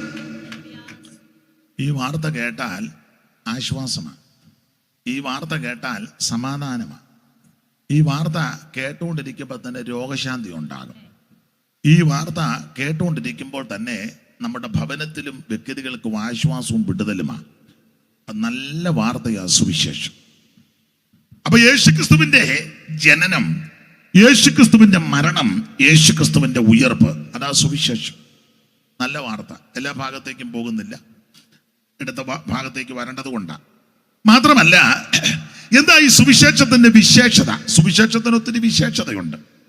ഒരു 3 വിശേഷത, 3 വാക്യം വായിക്കണം. ഒത്തിരി ഉണ്ട് വിശേഷത, ഇപ്പോൾ ഒരു 3 മതി. റോമാലേഖനം 1-ാം അധ്യായത്തിന്റെ 16-ാം വാക്യവും, എഫേസ്യ ലേഖനം 6-ാം അധ്യായത്തിന്റെ 14-ഉം 15-ഉം, തിമോഥെയോസിന്റെ 2-ാം ലേഖനം 1-ാം അധ്യായത്തിന്റെ 10-ാം വാക്യവും. വേറെ ഒത്തിരി പറയാനുണ്ട്, ഇപ്പൊ ഇത് 3 വായിച്ചാൽ മതി. റോമർ 1:16. സുവിശേഷത്തെ കുറിച്ച് എനിക്ക് ലജ്ജയില്ല, സുവിശേഷത്തെ കുറിച്ച് എനിക്ക് ലജ്ജയില്ല. വിശ്വസിക്കുന്ന ഏവനും, ആദ്യം യഹൂദനും പിന്നെ യവനനും, അത് രക്ഷയ്ക്കായി ദൈവശക്തിയാകുന്നു. ഇന്ന് രാത്രി എന്നെ കേൾക്കുന്ന പ്രിയരെ, സുവിശേഷത്തിന് ഒത്തിരി വിശേഷതയുണ്ട്. അതിൽ ഒരു വിശേഷത ഇപ്പോൾ വായിച്ചത്. സുവിശേഷത്തിന്റെ വിശേഷത ഇത് രക്ഷിക്കുന്ന മാർഗമാണ്. രക്ഷയ്ക്കായി ദൈവശക്തി. ഇന്ന് രാത്രി എന്നെ കേൾക്കുന്ന പ്രിയരെ, എന്നെയും നിങ്ങളെയും രക്ഷിപ്പാൻ, അല്ല സകല മനുഷ്യരെയും രക്ഷിപ്പാൻ കഴിവുള്ള ഒരേ ഒരു മാർഗം, അത് സുവിശേഷമാണ്. ഇത് രക്ഷിക്കുന്ന മാർഗമാണ്, കൊല്ലുന്ന മാർഗമല്ല, നശിപ്പിക്കുന്ന മാർഗമല്ല. അവന്റെ പടലി എടുത്തുകൊണ്ട് വാ, ഞാൻ നിന്നിൽ പ്രസാദിക്കും, അങ്ങനത്തെ മാർഗമല്ല. അവനെ അവന്റെ കുടുംബത്തെ മുടിച്ചു കളഞ്ഞേച്ചു വാ, ഞാൻ നിന്നെ ആദരിക്കാം, അങ്ങനത്തെ മാർഗമല്ല ഇത്. അവരനെ നിർമൂലമാക്കാൻ പ്രേരിപ്പിക്കുന്ന മാർഗമല്ല സുവിശേഷം. ഇത്ര പേരെ കൊന്നുവെച്ച് വന്നാൽ നിനക്ക് സ്വർഗത്തിൽ പ്രത്യേക സ്ഥലം തരാന്ന് പറയുന്ന മാർഗമല്ല സുവിശേഷം. സ്തോത്രം. ഇത്ര പേരെ കശാപ്പ് ചെയ്തേച്ചു വാ, കത്തിയായിട്ട് വാ, കത്തി വെച്ച് പൂജിക്കും. കാരണം ഇത്ര പേരെ തട്ടിയ കത്തി നിന്നെ ഞങ്ങള് സ്തുതിക്കുന്നെന്ന് പറയുന്ന മാർഗമല്ല സുവിശേഷം. മറ്റുള്ളവന്റെ പെടലി എടുത്തോണ്ട് വാ, കൊയ്തോണ്ട് വാ എന്ന് പറയുന്ന മാർഗമല്ല സുവിശേഷം. സുവിശേഷത്തിന്റെ ഒരു വിശേഷത ഇത് രക്ഷിക്കുന്ന മാർഗമാണ്. അതിനൊരു തെളിവൂടെ നമുക്ക് തറയാ. ഇത് നശിപ്പിക്കുന്ന മാർഗമല്ല, വേദനിപ്പിക്കുന്നവന്റെ വേദനയ്ക്ക് പരിഹാരം വരുത്തുന്ന മാർഗമാണ്.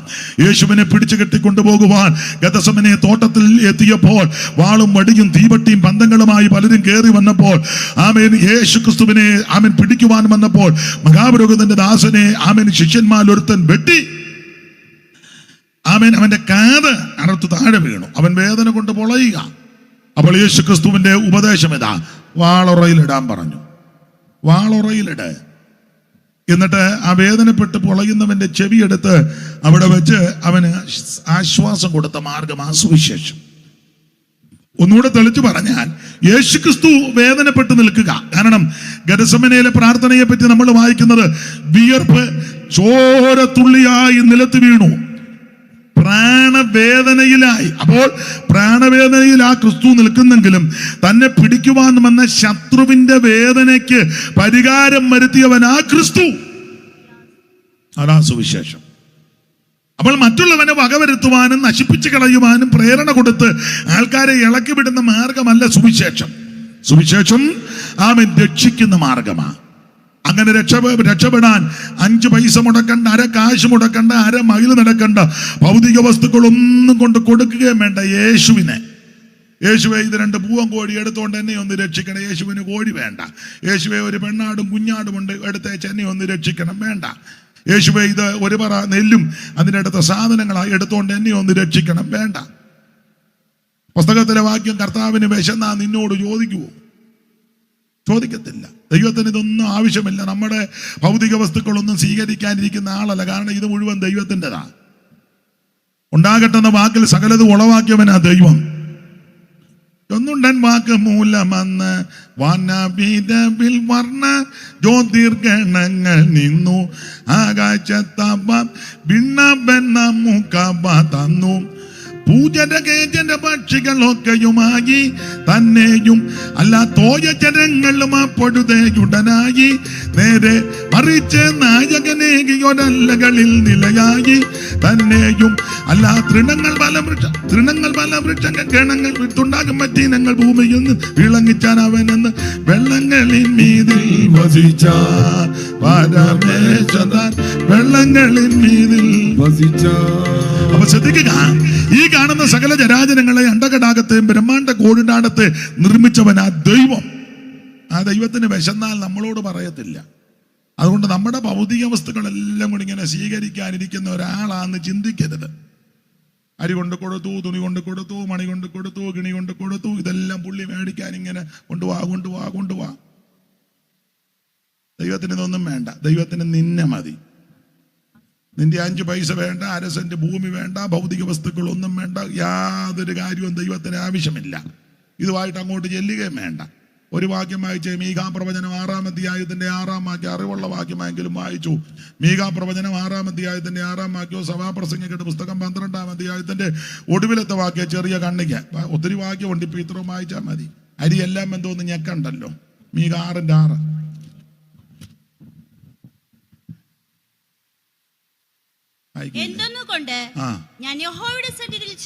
എന്തോന്നും കൊണ്ട് ഞാൻ യഹോവയുടെ സന്നിധിയിൽ ചെന്ന് അത്യുന്നത ദൈവത്തിന് മുമ്പാകെ കുമ്പിടേണ്ടു.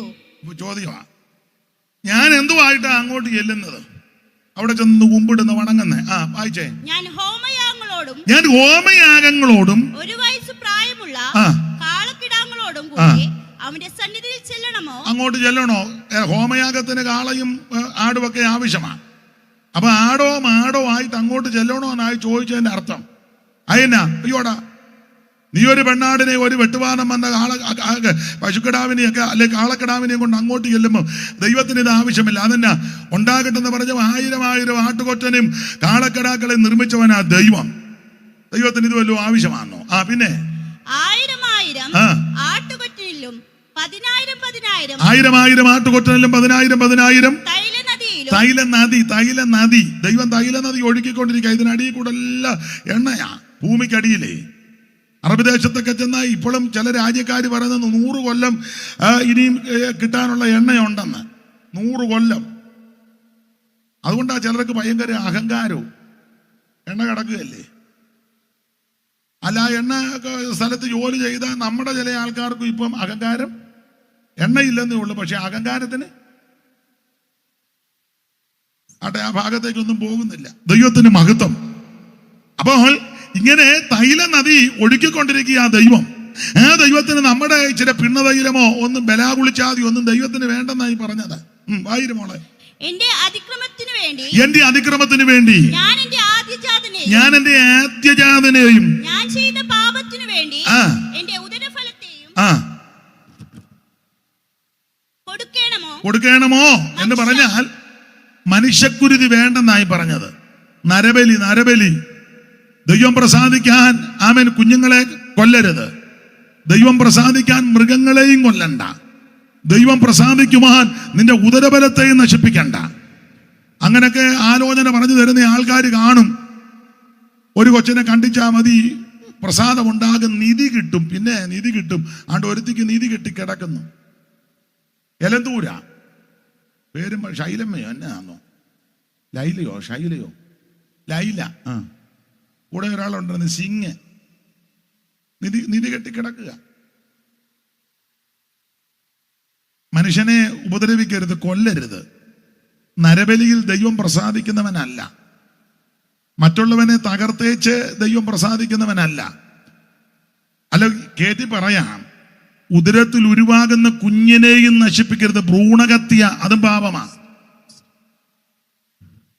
ചിലപ്പോൾ ചില ഡോക്ടേഴ്സ് ഒക്കെ പറയും നമുക്കിത് വേണ്ട. അല്ലല്ല, നീ ദൈവത്തോട് പ്രാർത്ഥിക്കണം.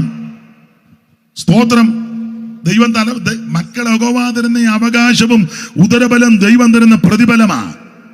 നിന്റെ ഉദരത്തിൽ ഉരുവായ കുഞ്ഞിനെ ഊനം കൂടാതെ തരുവാൻ കഴിവുള്ളവനാ ഞാനും നീയും സേവിക്കുന്ന ദൈവം.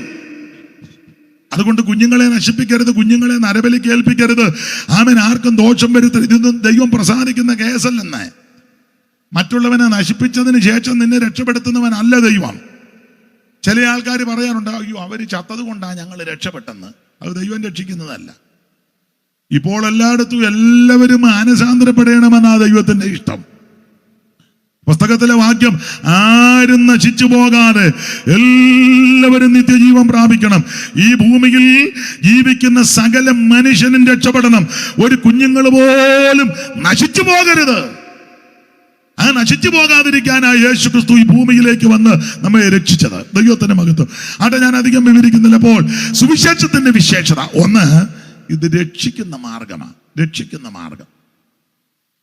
2, സുവിശേഷത്തിന്റെ വിശേഷത.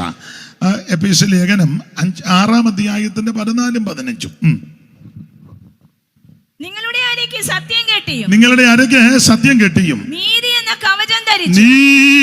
കവചം ധരിച്ചും സമാധാന സുവിശേഷത്തിനായുള്ള ഒരുക്കം കാലിന് ചെരിപ്പാക്കി. അപ്പൊ ശ്രദ്ധിച്ചേ, സുവിശേഷത്തിന്റെ വിശേഷത മറന്നു പോകരുത്. എന്താണ് സുവിശേഷം? യേശു ക്രിസ്തു. അല്പം കൂടെ വിശദീകരിച്ചതാ പറഞ്ഞത്. യേശു ക്രിസ്തുവിന്റെ ജനനം, യേശു ക്രിസ്തുവിന്റെ മരണം, യേശു ക്രിസ്തുവിന്റെ അടക്കം, യേശു ക്രിസ്തുവിന്റെ ഉയർപ്പ്. അതാണ് സുവിശേഷം. 2, എന്താ സുവിശേഷത്തിന്റെ വിശേഷത? 1, ഇത് രക്ഷിക്കുന്ന മാർഗമാ. 5 പൈസ കൊടുക്കണ്ട, അരക്കാശ് കൊടുക്കണ്ട, ഹൃദയം കർത്താവിന് കൊടുത്താൽ മതി. ഒറ്റ വാക്ക് പറഞ്ഞാൽ മതി, യേശുവേ ഞാനൊരു പാപിയാ, എന്റെ പാപത്തെ മോചിച്ച് എന്നെ രക്ഷിക്കണം, ഇന്ന് രാത്രി എന്നെ കൈവിടരുത്, ഉപേക്ഷിക്കരുത്. ആര് പ്രാർത്ഥിക്കും അവരെ യേശു ക്രിസ്തു രക്ഷിക്കും. രക്ഷിക്കുന്ന മാർഗം. 2, സുവിശേഷത്തിന്റെ വിശേഷത അവിടെ എഴുതിയിരിക്കുന്നത് സമാധാന സുവിശേഷത്തിനായുള്ള ഒരുക്കം. അപ്പൊ സുവിശേഷത്തിന്റെ 2-ാമത്തെ വിശേഷത, ഇത് സമാധാനത്തിന്റെ മാർഗമാണ്. സുവിശേഷം സമാധാനത്തിന്റെ മാർഗമാണ്. ഇരിക്കുന്ന ഇങ്ങോട്ട് വന്ന് നോക്ക്, അല്ലെങ്കിൽ ഇങ്ങോട്ട് നോക്കിക്കുക. ഇവിടെ നിങ്ങൾ അങ്ങോട്ട് നോക്ക്. എല്ലാവരും എന്ത് സമാധാനമായിട്ടായിരിക്കുന്നേ. എന്നാ പ്രശ്നമില്ലാഞ്ഞിട്ടാണോ? കൊള്ളാം. ഇവിടെ ഇരിക്കുന്നതിൽ ഒരു മിക്ക ആൾക്കാരും കടഭാരമുള്ളവരുണ്ട്. ഇരിപ്പ് കാണുമ്പോൾ അറിയാം. ഒന്ന് കൈപൊക്കിക്കേ. കടമുള്ളവർ കൈപൊക്കാൻ. ആർക്കുമില്ലേ? ഒന്ന് കൈ കാണാൻ മേല, ഈ വെട്ടം ഇങ്ങനെ അടിക്കുന്നുണ്ട്, എനിക്കൊന്നും കാണാൻ മേല. കൈ പൊക്കുന്നുണ്ടോ വല്ലവരും? ഓ, എൻ്റെ അമ്മ അങ്ങോട്ട് പൊക്കമ്മേ.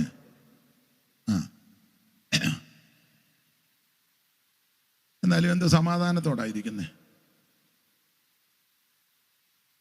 മറ്റുള്ളവര് കടം വരുമ്പോൾ ആത്മഹത്യ ചെയ്യുക.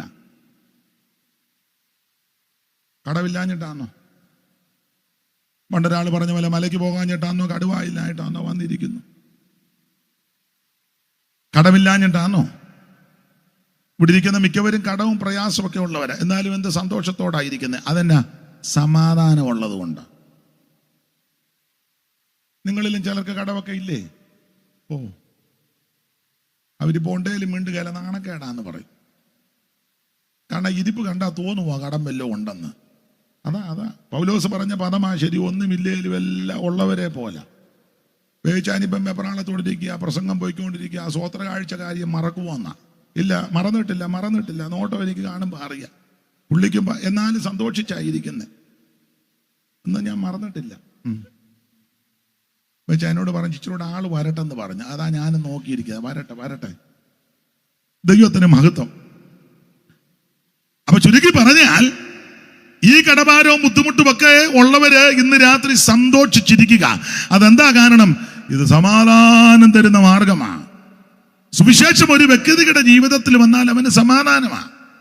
ഇവിടെ ഇരിക്കുന്ന ഓരോരുത്തരുടെ കയ്യിലോട്ട് ഈ മൈക്ക് കൊടുത്താൽ ഇവിടെ വന്ന് നല്ല വൃത്തിയായിട്ട് കാര്യം പറയും. എന്താ പറയാൻ പോകുന്നത്? ഇങ്ങനെ ഞാൻ എൻ്റെ ശൈലി പറയുന്നുള്ളൂ. അയ്യോ, ഞാൻ സമാധാനമില്ലാതെ ജീവിച്ച വ്യക്തിയാ. മദ്യത്തിനും മയക്കുമരുന്നിനും ലഹരി പദാർത്ഥങ്ങൾക്കും അടിമപ്പെട്ട് ഒരു സമാധാനമില്ലാതെ വീട്ടുകാർക്കും നാട്ടുകാർക്കും ഒക്കെ ശാപമായി ദോഷമായി ജീവിച്ച് ജീവിതം പോലും ഒടുക്കാമെന്ന് ചിന്തിച്ച് എന്നെ എന്തിനെ ആർക്ക് വേണമെന്നൊക്കെ ചിന്തിച്ച് നടന്ന ഒരു സമാധാനമില്ലാതെ ഗതിയും ഗത്യന്തരമില്ലാതെ നടന്ന ഞാൻ എൻ്റെ ജീവിതം നശിച്ചെന്ന് ചിന്തിച്ചപ്പോഴാ സമാധാനത്തിന്റെ സുവിശേഷം എന്റെ ജീവിതത്തിൽ വന്നു. ഇപ്പോൾ എനിക്ക് സമാധാനമാ. ബേച്ചായന്റെ സാക്ഷ്യമൊക്കെ നിങ്ങൾ കേട്ടിട്ടുള്ളത് കൊണ്ട് ഞാൻ ബേച്ചായ എന്നാ വിളിക്കുന്നത്. ചാക്കോ ദേവസി എന്ന ഓഫീഷ്യല്. ദൈവത്തിന് മഹത്വം. ഈ മൈക്ക് അങ്ങോട്ട് കൊടുത്താൽ പുള്ളി ഇതൊക്കെ തന്നെ പറയാൻ പോകുന്നത്. സമാധാനമില്ലാതെ, സന്തോഷമില്ലാതെ, സ്വസ്ഥതയില്ലാതെ ജീവിച്ച കാലത്ത് യേശു ഉള്ളത്തിൽ വന്നു. അതെന്താ കാര്യം? ക്രിസ്തു നമ്മുടെ സമാധാനം. ഇന്ന് രാത്രി എന്നെ കേൾക്കുന്ന ബഹുമാന്യരെ, ആമൻ, സുവിശേഷം സമാധാനം തരുന്ന മാർഗമാണ്. വീടില്ലാത്തവർ ഇതിനകത്ത് ഇരിപ്പുണ്ട്. കയറി കിടക്കാൻ ഇടമില്ലാത്തവരുണ്ട്. വാടക കൊടുക്കുന്നവരുണ്ട്. കൊടുക്കാൻ നിർവാഹമില്ലാത്തവരുണ്ട്. കുഞ്ഞുങ്ങളെ എങ്ങനെ പഠിപ്പിക്കും, എങ്ങനെ പോറ്റി പുലർത്തുമെന്ന് ചിന്താഭാരത്തോടെ വന്നവരും കാണും. ആമൻ, നാളെ എങ്ങനെ ആകുമെന്നൊക്കെ മനുഷ്യനല്ലേ, ചിന്താഭാരമൊക്കെ ഉള്ളവരുണ്ട്. പക്ഷെ എന്ത് സമാധാനത്തോടായിരിക്കുന്നേ. മറ്റുള്ളവരാന്നല്ലോ ഇങ്ങനെ വല്ലോ ഇരുന്ന് തരുമോ? പക്ഷെ ഇപ്പോൾ ഇരിക്കുക. ബേച്ചാൻ 9:30 എന്ന് പറഞ്ഞു, ഒരു 10:30 ആയാലും ഇരുന്ന് തരും. അത്ര എടുക്കുകയല്ല. എന്താ അതിന്റെ കാരണം? ഈ സമാധാനം ഉള്ളിൽ വന്നത് കൊണ്ടാണ്. അതുകൊണ്ട് ഇന്ന് രാത്രി മദ്യം നിനക്ക് സമാധാനം തരത്തില്ല, ലഹരി പദാർത്ഥം സമാധാനം തരത്തില്ല, ഗുണ്ടായിസം കാണിച്ചാലൊന്നും സമാധാനം കിട്ടത്തില്ല. മറ്റ് രാഷ്ട്രീയ പ്രവർത്തനങ്ങൾ സമാധാനം തരുന്നതല്ല. അതൊക്കെ നല്ല പ്രവർത്തനങ്ങൾ ചെയ്യട്ടെ. പക്ഷേ മതം സമാധാനം തരത്തില്ല, സംഘടന സമാധാനം തരത്തില്ല, സമുദായം സമാധാനം തരത്തില്ല. സമാധാനം തരുവാൻ കഴിവുള്ളവൻ ഒരുവൻ മാത്രമേ ഉള്ളൂ. അത് നസറയനാകുന്ന യേശു ക്രിസ്തു. അതാണ് സുവിശേഷം. ഈ സുവിശേഷം ഒരു വീട്ടിൽ വന്ന വീടിന് സമാധാനം. വെച്ച കഞ്ഞി കുടിക്കാത്ത എത്രയോ കുടുംബക്കാരുണ്ടായിരുന്നു പണ്ട്. എന്നും അലോക്യവും അടിപിടിയും ബഹളവും. ഭാര്യ ആന്നേൽ എത്ര വട്ടം പിണങ്ങിപ്പോയി, എത്ര വട്ടം. കൂടിന്റെ കുടുംബിക്ക് പിടിച്ചുകൊണ്ട് നേരെ പോവാ. ഇളയ കൊച്ചിനെ വാ കൊച്ചെന്നും പറഞ്ഞ് വലിച്ച് പിന്നെ എല്ലാവരോടും പറഞ്ഞ ഒരു തരത്തിൽ വീണ്ടും ഉണ്ടാക്കുമ്പോൾ പിറ്റേ ദിവസം ജോയിക്കുട്ടി 4 കാലേ വരിക. അന്നാരും അവക്കിട്ട് ഇടിച്ചു. ഉടനെ പിന്നെയും കൊച്ചിനെ വലിച്ചോണ്ട് ഉള്ള കാര്യമായി പറയുന്നു. അങ്ങനെ എത്രയോ വട്ടം. പക്ഷെ ഇപ്പൊ നോയിക്ക് എന്ത് സമാധാനമാ. രണ്ടുപേരും യേശുവിനെ അറിഞ്ഞു. കുഞ്ഞുങ്ങളും ദൈവകൃപയെ വന്നു. ആമൻ, കഞ്ഞിയാന്നേലും മുളകൊടച്ചതാന്നേലും സന്ധ്യയാകുമ്പോൾ പാട്ട് പാടി പ്രാർത്ഥിച്ചത് പ്ലാവല കോട്ടിയായിരിക്കും. കോരി കുടിച്ച് കിടന്നാൽ ഉറക്കവും വരും. അതെന്നാ? ഈ സമാധാനം വന്നത് കൊണ്ടാണ്. സുവിശേഷത്തെ കൊണ്ട് മാത്രമേ ഇത് നടക്കൂ. സമാധാനം, സുവിശേഷം സമാധാനമാണ്. അല്ല, ഒന്നുകൂടെ തെളിച്ച് പറഞ്ഞാൽ ഇത് സമാധാനത്തിന്റെ മാർഗമാണ് സുവിശേഷം. ഒരു തെളിവൂടെ തരാൻ. നിങ്ങളൊക്കെ അനുഭവസ്ഥരായ കർത്തദാസന്മാരാ. നമ്മൾ ചില സ്ഥലങ്ങളിൽ ചെന്ന് സുവിശേഷം പറയാൻ, വചനം പറയാൻ നിൽക്കുമ്പം ആ നാട്ടിലെ അല്ലെങ്കിൽ ആ ഏരിയയിലെ ചോട്ട പെട്ടെന്നൊരു മുണ്ടുമൊക്കെ കൊടുത്ത് വന്ന് നമ്മളെ കാണുമ്പോൾ ഇച്ചിരൂടെ ഒന്ന് പൊക്കി. അവനെ മീശ ഒന്നുമില്ല, പൊടിയാ, എന്നാലും പൊടി പിടിച്ചൊരു പിരിയും. എന്നുവെച്ചാൽ നമ്മുടെ അടുക്ക വന്നേച്ചു അവൻ്റെ ആ നിപ്പൊക്കെ കാണണം, ഒറ്റക്കാൽ എന്ന് പറഞ്ഞാൽ ഇവന്റെ ഭാര്യയ്ക്ക് സ്ത്രീധനം കിട്ടിയത് ആ ഏരിയ മുഴുവൻ. അല്ല, അവന്റെ നോട്ടവും നിപ്പും പറച്ചിലും കണ്ട അങ്ങനെ അങ്ങ് തോന്നുക. എന്നെ പേടിച്ച് തിരിഞ്ഞു നോക്കിയതാണോ? എന്നാ കുഴപ്പമില്ല, അത് തല്ലുകൊള്ളു കാണാൻ ഞാൻ എനിക്ക് തരുന്നതിന്റെ പകുതി ഞാൻ തരും. എന്തിനാ തല്ലുകൊള്ളുന്ന എന്തിനാ കാര്യമല്ലേ പറയുന്നത്? അല്ല, ചില ഇടങ്ങളിൽ ചെല്ലുമ്പോഴേ ഇവിടെ ഇത് പറ്റത്തില്ല, പോ പോ പോ പോ ഉടനെ നമ്മൾ എന്നാ ചെയ്യുന്നത്? നമ്മൾ ഉടനെ ചെയ്യുന്ന മാർഗം ഇതാ, ആ കൊണ്ടുപോയ ട്രാക്ടർ എടുത്ത് ആ മൈക്കും എടുത്തേച്ച് നമ്മൾ ഉടനെ അവിടെ നിന്ന് പോവുക, വണ്ടി വിടുക. അതെന്നാന്ന് ചോദിച്ചാൽ ഇത് സമാധാനത്തിന്റെ മാർഗമാണ്. അതുകൊണ്ടാ. അല്ലെങ്കിൽ ഒരുത്തൻ വന്നാൽ ഒന്ന് അടിച്ചാൽ ഒന്ന് തടയാനെങ്കിലും കെൽപ്പുള്ളവരായിരിക്കുന്നവരൊക്കെ തേണ്ടിരിക്കുന്ന നല്ല കെൽപ്പുള്ളവരാ ഇല്ലേ? ഉണ്ട്. രണ്ടുപേരും കട്ടക്കട്ടയാ. നമ്മളും അത്ര മോശമല്ല. അപ്പൊ ഇവിടെ ഇരിക്കുന്നവരൊക്കെ ഒരടി വന്നാൽ ഒരു തടയൊക്കെ തടയാൻ. ഞങ്ങളുടെ ഒരു അമ്മയുണ്ട്, രക്ഷിക്കപ്പെടുന്നതിന് മുന്നേ അമ്മ വലിയ തൻ്റെടിയായിരുന്നു, പാർട്ടിയിലൊക്കെ പ്രവർത്തിച്ച് അഭ്യാസമൊക്കെ പഠിച്ച അമ്മയാണ്. അപ്പൊ അമ്മയോട് ഞാനൊരിക്കൽ ചോദിച്ചു, അമ്മ ഇന്നയാളെ മുളമൂട്ടിലെ വക്കീലിനെ തല്ലിയെന്ന്. ഞാൻ കയറി അടിച്ചു. ഞാൻ ചെറുതായിട്ട് ചോദിച്ചു, എങ്ങനെ അടിച്ചു? അവൻ അവിടെ നിൽക്കുകയായിരുന്നു, അവൻ 6 അടി പൊക്കമുണ്ട്. അമ്മ അത്ര മോശമല്ല. ഞാനങ്ങോട്ട് കയറി ചെന്ന് കാലുമടക്കി ഒരു അടി അടിച്ചെന്ന് പറഞ്ഞു, രക്ഷിക്കപ്പെടുന്നതിന് മുമ്പ്. അപ്പൊ എങ്ങനെ അടിച്ച്? ഞാനങ്ങോട്ട് കയറി മുച്ചവടെ, അപ്പൊ ചോടൊക്കെ എന്നെ കാണിച്ചു, മുച്ചവടെ നിന്ന് ഒരു അടി അടിച്ചവൻ പിന്നെ വേറൊരു കാര്യം പറഞ്ഞു. ആ അമ്മ രക്ഷിക്കപ്പെട്ട് ദൈവകൃപയെ വന്നു. അപ്പൊ അമ്മയുടെ ആക്കമുള്ള കാലത്താണ് ഒരു പിരിയും അവിടെ പിരിക്കുകയല്ല. പേര് ഞാൻ പറയുന്നില്ല. പണ്ടൊരു വലിയ പുള്ളി ഉണ്ടായിരുന്നു, തൊപ്പിപ്പാള, അത്രയോ പറയാം, ബേച്ചാണ്ടറിയാം, തൊപ്പിപ്പാളക്കാരനെ അമ്മ പുറകെ ഓടിച്ച്. ഇപ്പോഴല്ലേ രക്ഷിക്കപ്പെടുന്നതിന് മുന്നേ. അമ്മ നല്ല തൻ്റെ ഇപ്പോഴും കൊണ്ട്. ഈയിടെ ഞാൻ പോയി കണ്ടു, 100 വയസ്സായി, 100 വയസ്സ്. അപ്പൊ ഇളയ മോളിനോട് പറഞ്ഞു. ഞാൻ ചോദിച്ചു, എങ്ങനുണ്ട്? അമ്മ ചില തൻ്റെ ഇടമൊക്കെ ഉണ്ട്. ഈ അടുത്ത കാലത്ത് അമ്മ കയ്യിലൊരു വടിയുണ്ട്, വടിയായിട്ട് ഇങ്ങനെ ഒന്ന് മുട്ടി. അപ്പം മോള് താഴെ വീണ്. അപ്പം മോള് ചോദിച്ചു, എന്നെ ഞാൻ വടി ഇങ്ങനെ മാറ്റിയതല്ലേ എന്ന്. അമ്മ വടി മാറ്റിയത് വേറെ രീതിയില്ല, ഇപ്പോഴും ഉണ്ട്. ഈയിടെ ഞാൻ പോയി കണ്ടു. അപ്പൊ അമ്മ ഇപ്പം ദൈവകൃപ വന്നത് കൊണ്ട് ഒത്തിരി വ്യത്യാസമുണ്ട്. പക്ഷേ ഈ അമ്മയുടെ ആക്കമുള്ള കാലത്താന്നേലോ പിരിച്ചാവല്ലോ ഏക്കുമോ അവരുടെ പേര് പറഞ്ഞാൽ വിറയ്ക്കുമായിരുന്നു. എന്നാൽ ഇപ്പോൾ ഈ അമ്മയും ഈ അമ്മയെ പോലുള്ള അമ്മമാരോ അല്ലെങ്കിൽ ഇങ്ങനെയുള്ള ആൾക്കാരെ സുവിശേഷ യോഗം നടത്തുമ്പോൾ പ്രാർത്ഥിക്കുമ്പോൾ ചിലർ വന്ന് ഇങ്ങനെയൊക്കെ പറയുമ്പോൾ നമ്മൾ ഉടനെ അത് നിർത്തി, മൈക്ക് ഓഫാക്കി നിർത്തി പോവുക. അതെന്നാ? പേടിച്ചിട്ടല്ല, ഇത് സമാധാനത്തിന്റെ മാർഗമാണ്.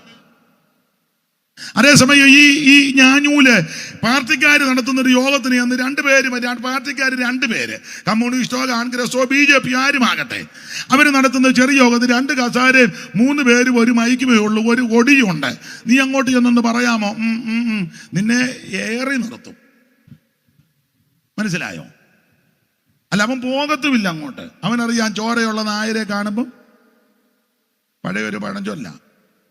പിന്നെ നമ്മുടെ അടുക്ക മാത്രം വരുന്നത്, നമ്മുടെ അടുക്ക വരാമെന്ന് അവനറിയാം. അതിനാ നമ്മൾ തിരിച്ചൊന്നും പറയത്തില്ല, തിരിച്ചൊന്നും ചെയ്യത്തില്ല. അതിനാ നമ്മുടെ മാർഗം അതല്ല. ഒരു ഭാഗം പിടിച്ച മിഷണറിയെ ചുട്ടുകൊന്നില്ലേ? അദ്ദേഹത്തെ 2 പിള്ളേരെയും ചുട്ടുകൊന്നില്ലേ? അങ്ങനെ എത്രയെത്ര സംഭവങ്ങൾ. ഇപ്പോഴും എത്രയോ സഭാഗോള് കയറി തകർക്കുന്നു. പ്രാർത്ഥന നടന്നുകൊണ്ടിരിക്കുമ്പോൾ വട്ടം കയറി അകത്ത് കയറി ഉപദ്രവിക്കുന്നു, സ്ത്രീകളെ ഉപദ്രവിക്കുന്നു, കുഞ്ഞുങ്ങളെ അവൻ ഉപദ്രവിക്കുന്നു, അവൻ ദൈവദാസന്മാരെ ഉപദ്രവിക്കുന്നു, ദൈവസഭ ജനലും ചില്ലുമൊക്കെ അടിച്ചു പൊട്ടിച്ച് അകത്ത് കയറി ഉപകരണങ്ങൾ നശിപ്പിക്കുന്നു. ആരും പ്രതികരിക്കുന്നില്ല. തിരിച്ചടിച്ചോ? ഇല്ല. എതിര് വല്ലതും പറഞ്ഞോ? ഇല്ല. തെറി വല്ലതും പറഞ്ഞോ? ഇല്ല. ഗുണ്ടായിസം കാണിച്ചോ? ഇല്ല. അതന്നെ ഞങ്ങളുടെ മാർഗം ഇതല്ല. അതെന്താ? ഞങ്ങളുടെ മാർഗം സമാധാനത്തിന്റെ മാർഗമാ. ദൈവത്തിന് അതന്നെ സുവിശേഷം സമാധാനത്തിന്റെ മാർഗമാ. അതുകൊണ്ടാ ഉപദ്രവിച്ചിട്ട് തിരിച്ചുപദ്രവിക്കാത്ത ഞങ്ങളുടെ മാർഗം. യേശു പഠിപ്പിച്ചത് തന്നെ ശകാരിച്ചിട്ട് പകരം ശകാരിക്കാതെ, കഷ്ടം അനുഭവിച്ചിട്ട് ഭീഷണം പറയാതെ, ന്യായമായി വിധിക്കുന്നവന്റെ കരങ്ങളിൽ മുഴുവൻ കാര്യങ്ങളും പരമേൽപ്പിച്ച പരമവിശുദ്ധനാണ് ക്രിസ്തു. അതുകൊണ്ടാ തിരിച്ചൊന്നും പറയാത്തത്. അപ്പോൾ ഓടിച്ചു പറയാ, ഒന്ന്, ഈ സുവിശേഷത്തിന്റെ വിശേഷത ഇത് രക്ഷിക്കുന്ന മാർഗമാ. രണ്ട്, സുവിശേഷത്തിന്റെ വിശേഷത ഇത് സമാധാനം തരുന്ന മാർഗമാ. ഇന്ന് രാത്രി സമാധാനമില്ലാതെ, സ്വസ്ഥതയില്ലാതെ ആരെങ്കിലും എന്നെ കേൾക്കുന്നെങ്കിൽ, സ്നേഹിത, സുഹൃത്ത്, പിതാവ്, മാതാവ്, ആത്മഹത്യ പരിഹാരമല്ല, കള്ളു കുടിക്കുന്നത് പരിഹാരമല്ല, വിഷം കഴിക്കുന്ന പരിഹാരമല്ല, റെയിൽവേ പാളത്തിൽ തലവെക്കുന്ന പരിഹാരമല്ല, ആമൻ നാടുവിടുന്ന പരിഹാരമല്ല, ആമൻ സ്വയം വെടിവെച്ച് മരിക്കുന്നതോ സ്വയം ആത്മഹത്യ ചെയ്യുന്നൊന്നും പരിഹാരമല്ല. ഇന്ന് രാത്രി പരിഹാരം യേശുക്രിസ്തുവിലുണ്ട്. നിനക്ക് സമാധാനം തരുവാൻ, നിനക്ക് ശാന്തത വരുത്തുവാൻ, നിന്റെ പ്രശ്നങ്ങൾക്ക് പരിഹാരം വരുത്തുവാൻ കഴിവുള്ളവനാണ് നസറയനാകുന്ന യേശുക്രിസ്തു. അത് ഈ സുവിശേഷം സമാധാനത്തിന്റെ മാർഗമാണ്. ഓടിച്ചു പോകാം ദൈവത്തിന്റെ മഹത്വം. 3 സുവിശേഷത്തിന്റെ വിശേഷത വായിച്ചേ. ആ 1-ാം അധ്യായത്തിന്റെ 10-ാം വാക്യം, തിമോത്തിയോസിന്റെ 2-ാം ലേഖനം 1-ാം അധ്യായത്തിന്റെ 10-ാം വാക്യം. ഇപ്പോൾ മരണം നീക്കുകയും സുവിശേഷം കൊണ്ട് ജീവനും അക്ഷയതയും വെളിപ്പെടുത്തുകയും ചെയ്ത നമ്മുടെ രക്ഷിതാവായ ക്രിസ്തുയേശുവിന്റെ പ്രത്യക്ഷത. സുവിശേഷത്തിന്റെ 3-ാമത്തെ വിശേഷത ആ വായിച്ചു കേട്ടല്ലോ, സുവിശേഷം കൊണ്ട് എങ്ങനെ മോളെ? മരണം നീക്കുകയും സുവിശേഷം കൊണ്ട് ജീവനും അക്ഷയതയും വെളിപ്പെടുത്തുകയും ചെയ്ത. മതി. ആ സുവിശേഷത്തിന്റെ 3-ാമത്തെ വിശേഷത മരണത്തെ നീക്കുന്ന മാർഗമാണ്. മരണമെന്ന് ചിന്തിക്കുമ്പോൾ ചില ആൾക്കാരെ ചിന്തിച്ചത് ഈ ശാരീരിക മരണമാണ്. നല്ല മരണം പലതുണ്ട്. എന്റെ വിഷയമല്ലാത്തത് കൊണ്ട് ആ ഭാഗത്തൊക്കെ ഇപ്പൊ പോകുന്നില്ല. അതിലെ പ്രധാനപ്പെട്ട മരണം ഭയാനകമായ മരണമാണ്. അതിന് വേദപുസ്തകത്തിന്റെ ഭാഷ കൊടുക്കുന്നത് 2-ാം മരണമെന്ന. 2-ാം മരണം. ആ 2-ാം മരണത്തിന് ഒത്തിരി പ്രത്യേകതകളുണ്ട്. നല്ല പ്രത്യേകതയല്ല. ഗന്ധകം കത്തുന്ന തീ പൊയ്ക. അത് വല്ലപ്പോഴും വന്ന് കത്തിയേച്ച് കേടുകല്ല, രാപകൽ കത്തിക്കൊണ്ടിരിക്കുക. ഗന്ധകം കത്തുന്നത് ഈ പൊയ്ക. ആ തീപ്പൊയ്കയിൽ നിന്ന്, ആ തീപ്പൊയ്ക 2-ാമത്തെ മരണം. 1 ജനിച്ചവൻ 2 മരിക്കണം. എന്നാൽ 2 ജനിച്ചവൻ 1 മരിച്ചാൽ മതി. 1-ാമത്തെ ജനനം അമ്മയുടെ ഉദരത്തിൽ വന്ന ജനനം. 2-ാമത്തെ ജനനം വേദപുസ്തകത്തിന്റെ ഭാഷ പറഞ്ഞ വീണ്ടും ജനനം എന്ന് പറഞ്ഞാൽ ദൈവത്തിന്റെ വചനത്താലുള്ള ജനനം. ആ ജനിച്ചവന് അവൻ നിത്യമരണത്തിൽ അകപ്പെടത്തില്ല. ആ നിത്യമരണത്തിൽ നിന്ന് അവനെ ദൈവം രക്ഷിക്കും എന്ന് പറഞ്ഞാൽ അവൻ തീപ്പൊയ്കയിൽ നിന്ന്, നാശകൂപത്തിൽ നിന്ന് നിന്നെ രക്ഷിക്കുന്ന മാർഗമാണ് സുവിശേഷം. ആരായി മരണത്തിന് അധീനരായി പോകുന്നത്? ജീവപുസ്തകത്തിൽ പേരെഴുതിക്കാത്ത ഏവനെയും തീപ്പൊയ്കയിൽ തള്ളിയിടുവന്ന. അപ്പോൾ തീപ്പൊയ്കയിൽ നിന്ന് രക്ഷിക്കാൻ കഴിവുള്ള മാർഗമാണ് സുവിശേഷം. ഇതൊന്നും പ്രസംഗിച്ചാലൊന്നും ഇപ്പൊ എല്ലാവർക്കും ഒന്നും വലിയ വിശ്വാസമൊന്നുമില്ല. തീപ്പൊയ്ക ഉണ്ടെന്നോ നരകം ഉണ്ടെന്നോ ഒന്നും വിശ്വാസമില്ല. ഹൈന്ദവ പുരാണമൊക്കെ പഠിപ്പിക്കുന്നത് പല വിധത്തിൽ നരകങ്ങളുണ്ടെന്നാ. 28 കോടി നരകമുണ്ടെന്ന്. അതാമിശ്രം, അന്ധതാമിശ്രം, വൈതരണി, കുംഭീഭാഗം, ഭൂയോദകം, അസിപത്രം, ഇതെല്ലാം ഓരോരോ നരകങ്ങളാണ്. വൈതരണ്യാക്കയാകുന്നത് തൃഷ്ണയും. വൈതരണി അതൊരു നരകമാണ്. അസിപത്രം, താമിശ്രം, അന്ധതാമിശ്രം, കുംഭീഭാഗം, ഭൂയോദകം, അസിപത്രം, വൈതരണി ഇതൊരു നരകമാണ്. വൈതരണി. ഞങ്ങളുടെ ഇടത്തൊരു അമ്മയുണ്ടായിരുന്നു. അമ്മേനെ വിളിക്കുന്നത് ഇങ്ങനെ വൈതരണി പെണ്ണമ്മ എന്നും പ്രശ്നമാണ്. അതിനാ വൈതരണി ഒരു നരകമാണ്. അപ്പൊ ഇത് വൈതരണ്യാക്കിയാകുന്നത് തൃഷ്ണയും ആഗ്രഹം, അഭിലാഷം, മോഹം, കണ്ടമാനം വന്ന് അത് നരകത്തിൽ കൊണ്ടെത്തിക്കുമെന്ന. വൈതരണ്യാക്കിയാകുന്നത് തൃഷ്ണയും സന്തോഷമാകുന്നത് നന്ദനം വനം. ചിന്തിച്ച് ശാന്തിയെ തന്നെ ഭജിക്ക നീ സന്താപമൊട്ടും. അങ്ങനെ കൊടുത്തിരിക്കുന്നത്. ഭോഗങ്ങൾ ഓരോ ജഡപ്രഭാചഞ്ചലം വേഗേന നഷ്ടമായുസുമോർക്ക നീ വക്കിനി സന്തപ്ത ലോകസ്ഥാമ്പ് ബിന്ദുനാ സന്നിപം മർത്യജന്മൻ ക്ഷണഭംഗുരം. മായാമയമായി പരിണാമിയായ ഒരു കായം വികാരിയായുള്ള നിരുധ്രുവം ദേഹോഭിമാനം നിമിത്തമായുണ്ടായ മോഹേന ലോകം ദഹിപ്പിപ്പം തന്നെ നീ മാനസധാരിൽ നിരൂപിച്ചതും തവ ജ്ഞാനമല്ലായതെന്ന നല്ല പ്രയോഗങ്ങളാണ് എടുത്തച്ഛൻ കൊടുത്തിരിക്കുന്നത്. വൈതരണി നരകമാണ്. ഞാൻ ആ ഭാഗത്തേക്ക് പോകുന്നില്ല. ദൈവത്തിന് മഹത്വം. നരകപ്രേതങ്ങളിൽ നിന്ന്, നരകക്കുഴിയിൽ നിന്ന്, വേറെ പുസ്തകത്തിന്റെ പ്രയോഗത്തിൽ തീപ്പൊയ്കയിൽ നിന്ന് നിന്നെ രക്ഷിക്കുവാൻ കഴിവുള്ള ഒരേ ഒരു മാർഗം സുവിശേഷമാണ്. അതാണ് സുവിശേഷത്തിന്റെ വിശേഷത. ദൈവത്തിന് മഹത്വം. ഒന്ന്, രക്ഷിക്കുന്ന മാർഗം. 2, സമാധാനം തരുന്ന മാർഗം. 3, നിത്യ നരകത്തിൽ നിന്ന് നിന്നെ രക്ഷിക്കും. ഈ സുവിശേഷം കേട്ടാൽ എന്തൊക്കെ നടക്കും? അതുകൂടെ പറഞ്ഞേച്ച് സ്തോത്രകാഴ്ച എടുക്കാം. ഞാൻ കണ്ട് പേപ്പർ കൂടെ നോക്കുന്നത് ഇപ്പം നിർത്താം. ഇത് സമാധാനമല്ലേ? നമ്മുടെ മഹായോഗത്തിന്റെ ഒടുവിലത്തെ ദിവസമാണ്. നിങ്ങൾ കർത്താവിന്റെ വേലയ്ക്ക് അർപ്പിക്കുക. അതൊരു ശുശ്രൂഷയും ഒരാരാധനയാണ്. കൊടുക്കുന്നത് ഒരാരാധനയാണ്. നമ്മൾ ഓർക്കുന്ന കൈയടിച്ച് പൊട്ടിക്കുന്നത് ആരാധന, അതും ആരാധനയുടെ ഒരു ഭാഗമാണ്. ഇത് കൊടുക്കുന്നതും ആരാധനയാണ്. അതെ, വെളിപ്പാട്, ഞാൻ ആ ഭാഗത്തേക്ക് വരുന്നുണ്ട്. വെളിപ്പാട് 5 സമർപ്പിക്കുന്നത് ഒരു ആരാധനയാണ്. അപ്പൊ ശ്രദ്ധിക്കുക, സുവിശേഷം കേട്ടാൽ വന്നാൽ എന്തൊക്കെ സംഭവിക്കും? വാക്യങ്ങളെല്ലാം എടുത്ത് പറയാൻ നേരമില്ല. ദൈവത്തിന് മഹത്വം. 120 പേര് ഒന്നിച്ചു കൂടി. അപ്പോസ്തലപ്രവൃത്തി 1-ാം അധ്യായത്തിൽ ഒരു സംഘം, ദൈവം പറഞ്ഞത്, കർത്താവ് അറിയിച്ചതുപോലെ പരിശുദ്ധാത്മാവ് പെന്തക്കോസ്ത് നാളിൽ വന്ന് ഓരോരുത്തരുടെ മേൽ പതിഞ്ഞു. അപ്പോൾ പത്രോസ് എഴുന്നേറ്റ് അവൻ സുവിശേഷം അറിയിച്ചു. പത്രോസ് ഈ വാക്കുകളെ പ്രസ്താവിക്കുക, സുവിശേഷം അറിയിച്ചു. അപ്പോൾ സുവിശേഷം അറിയിച്ചപ്പോൾ അവർ ചോദിച്ചു, ഞങ്ങൾ രക്ഷപ്പെടാൻ എന്ത് ചെയ്യണം? ദൈവത്തിന് നിങ്ങളുടെ പാപങ്ങളുടെ മോചനം. അങ്ങനെ പത്രോസ് പറഞ്ഞ പാപങ്ങളുടെ മോചനം. അപ്പോൾ സുവിശേഷം കേട്ടാൽ പാപങ്ങൾ ഏറ്റുപറഞ്ഞ് ഉപേക്ഷിച്ച് യേശു ക്രിസ്തുവിനെ രക്ഷിതാവായി സ്വീകരിക്കണം. ശരിക്കും സുവിശേഷം പറഞ്ഞാൽ ഇത് നടക്കണം. ഇപ്പൊ പിന്നെ പാപങ്ങൾ ഏറ്റു പറഞ്ഞൊന്നും രക്ഷിക്കപ്പെടാറില്ല. അങ്ങ് രക്ഷിക്കപ്പെടുക. അച്ഛൻ പണ്ട് പറഞ്ഞാൽ ഇപ്പം പണ്ടൊക്കെ രക്ഷിക്കപ്പെടുമ്പോൾ അനുദപിച്ച് കരഞ്ഞ് നിലവിളിച്ച, ഇപ്പൊ എല്ലാം ടിക്ക് ചെയ്യുക. ഇപ്പൊ പിന്നെ അതുമില്ല. വാട്സപ്പിനകത്തൂടെ മെസ്സേജാ, രക്ഷിക്കപ്പെട്ടു ക്ലീൻ, ഉടനെ അവിടെ ഇങ്ങോട്ട് പെട്ടോ ക്ലീൻ. അങ്ങനെയൊക്കെയാ ഇപ്പോഴത്തെ രക്ഷാനിർണയം. എന്നാൽ അനുതാപഹൃദയത്തോടെ ചെയ്ത തെറ്റുകളെ പറ്റി പശ്ചാത്താപം വന്ന് അത് ഏറ്റുപറഞ്ഞ് ഉപേക്ഷിച്ച് യേശു ക്രിസ്തുവിനെ രക്ഷിതാവായി സ്വീകരിക്കണം. അപ്പോൾ സുവിശേഷം കേട്ടാൽ ഒന്ന്, രക്ഷിക്കപ്പെടും. 2, സുവിശേഷം കേട്ടാൽ എന്തോ സംഭവിക്കും? നമുക്കറിയാമല്ലോ, ശമരിയിൽ വലിയ അത്ഭുത ശുശ്രൂഷ ചെയ്യുക ഫിലിപ്പോസ് ഉപദേശി. പെട്ടെന്നൊരു സുപ്രഭാതത്തിൽ ദൈവാത്മാവ് പറഞ്ഞു, നീ ഗസയ്ക്കുള്ള നിർജ്ജന പ്രദേശത്തേക്ക് പോകണം. കർത്താവ് പറഞ്ഞു, പോയി. അപ്പോൾ രഥത്തിൽ ഒരാൾ വരുന്നു. എത്യോപ്യ രാജ്ഞിയുടെ മന്ത്രി, ധനകാര്യമന്ത്രി ഷണ്ണൻ വരികയാ. അപ്പോൾ ഫിലിപ്പോസ് ഉപദേശിയോട് പറഞ്ഞു, തേരിനോട് ചേർന്ന്. അപ്പോൾ ചേർന്നു. തേരെ കയറാൻ പറഞ്ഞു. കയറിയപ്പോൾ ഷണ്ണൻ വായിച്ചുകൊണ്ടിരിക്കുക, അല്ലാതെ വേറൊന്നും അല്ല. അപ്പൊ ഉപദേശി ചോദിച്ചു, എന്താ വായിക്കുന്നത്? പുള്ളി പറഞ്ഞു, തിരുവെടുത്ത് വായിക്കുക. ഏത് ഭാഗമാ? അപ്പോൾ പുള്ളി പറഞ്ഞു, ഞാൻ പ്രവചന ഭാഗമാ. പ്രവചന ഭാഗത്തിൽ ഏതാ? അപ്പൊ പറഞ്ഞു, യെശയ്യാ പ്രവചനമാ. അവിടെ ആ യെശയ്യാ പ്രവചനത്തിൽ ഏതാ? അയ്യോ, ഈ ഭാഗം അറുക്കാനുള്ള ആടെ പോലെ എണ്ണും. അപ്പൊ ചോദിച്ചു, വായിക്കുന്നത് ഗ്രഹിക്കുന്നുണ്ടോ?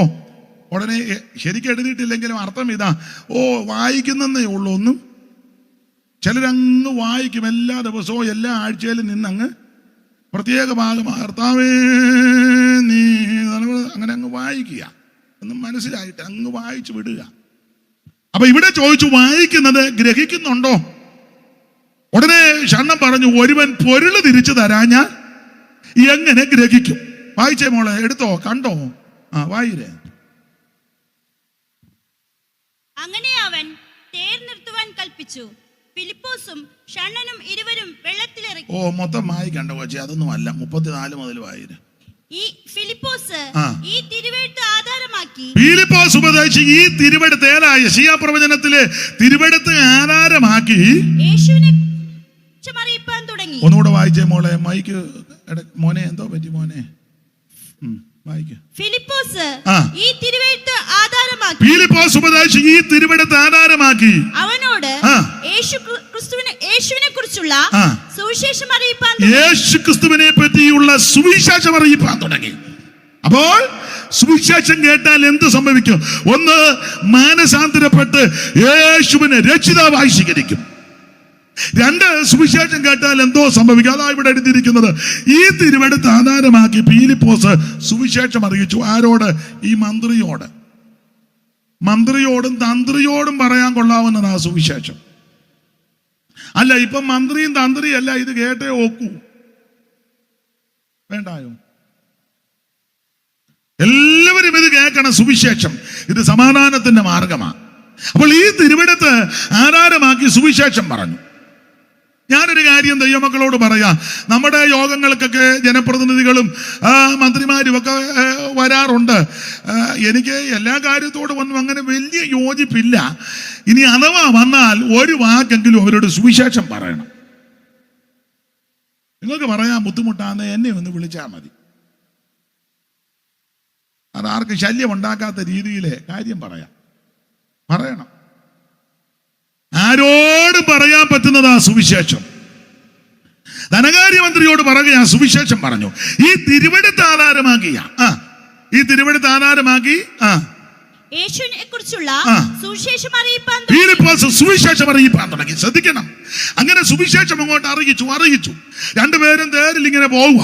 അങ്ങനെ സുവിശേഷം അറിയിച്ച് തേര് മുമ്പോട്ട് ചെന്ന് വെള്ളമുള്ള ഒരു സ്ഥലത്ത് ചെന്നപ്പോൾ ഈ സുവിശേഷം കേട്ട വ്യക്തി സുവിശേഷം പറഞ്ഞ വ്യക്തിയോട്, ആരാ?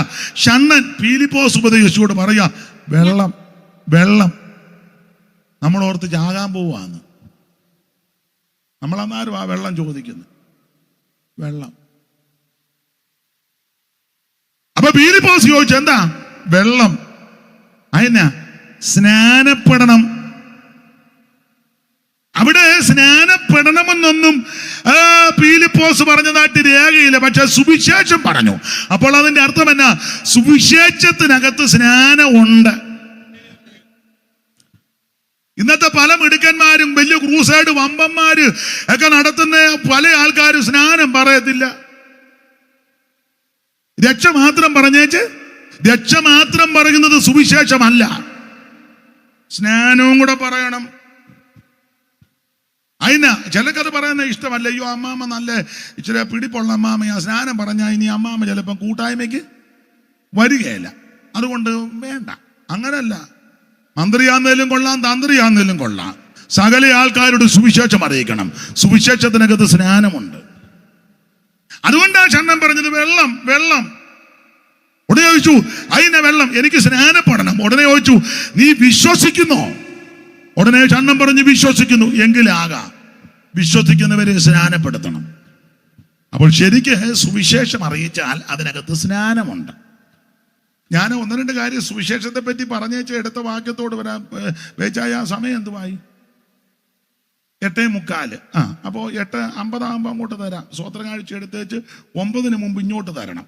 തരുമ്പോൾ 9:30 വരെ അടുത്ത ഭാഗവും കൂടെ പറഞ്ഞ് ക്ലോസ് ചെയ്യാം. പോരായോ? ആട്ടെ. അല്ല, ഒരു ധാരണ വേണ്ടായോ? അപ്പൊ ശ്രദ്ധിക്കുക. അല്ല, ഇതാ പ്രധാന വിഷയം. അതിനല്ലേ ഈ കഷ്ടപ്പെട്ട് ഇതെല്ലാം ക്രമീകരിച്ചത്. ദൈവത്തിന് മഹത്വം. അപ്പോൾ ഷണ്ണനോട് പീലിപ്പോസ് സുവിശേഷം പറഞ്ഞു. അതിനകത്ത് സ്നാനമുണ്ട്. സ്നാനമോ ജഡത്തിന്റെ അഴുക്ക് കളയാനല്ല, ദൈവത്തോട് നല്ല മനസ്സാക്ഷിക്കാൻ, യേശുവിനോട് ചേരുവാൻ, യേശുവിനെ ധരിക്കുവാൻ, അവിടുത്തെ മരണ അടക്ക പുനരുത്ഥാനത്തോട് ഏകീഭവിക്കുന്നതാ സ്നാനം. യേശു മാതൃക കാണിച്ചു. എങ്ങനെ വെള്ളത്തിൽ ഇറങ്ങി, വെള്ളത്തിൽ മുങ്ങി. ഐനോനിൽ വെള്ളമുണ്ടായിരുന്നെന്ന് യേശു നടന്നാ വന്നത്. എല്ലാ ഭാഗത്തേക്കും പോകുന്നില്ല. കർത്താവിന് മഹത്വം. അപ്പോൾ സുവിശേഷത്തിനകത്ത് മാനസാന്തരവും രക്ഷയുണ്ട്. സുവിശേഷത്തിനകത്ത് സ്നാനമുണ്ട്. തീർന്നില്ല. അവിടെ ഒരു കാര്യം പറഞ്ഞ് ആ ഭാഗം വിടാം. അതിനെ ഇന്ന് ഒക്കൂ. ഇത്താലിക പട്ടണത്തിലെ കൊർന്നല്യോസ് എന്ന പേരുള്ളൊരു വലിയ പ്രഗത്ഭനായ മനുഷ്യനെ, നല്ല പോസ്റ്റിൽ ഇരിക്കുന്നയാളാ. ഒരിക്കൽ അദ്ദേഹത്തിനോട് ദൂതൻ വന്ന് പറഞ്ഞു, പ്രത്യക്ഷപ്പെട്ടു, നിന്റെ പ്രാർത്ഥനയും ധർമ്മവും എല്ലാം അങ്ങ് വന്നെന്ന് പറഞ്ഞു. വായിച്ചേ മോളെ, 10:1 മുതൽ അപ്പോസ്തല പ്രവൃത്തി 10 ഓടിച്ചു വായിക്കണം. സമയം. ഇത്താലിക എന്ന പട്ടണത്തിൽ കൊർന്നല്യോസ് എന്ന പേരുള്ള ഒരു ശതാധിപൻ ഉണ്ടായിരുന്നു.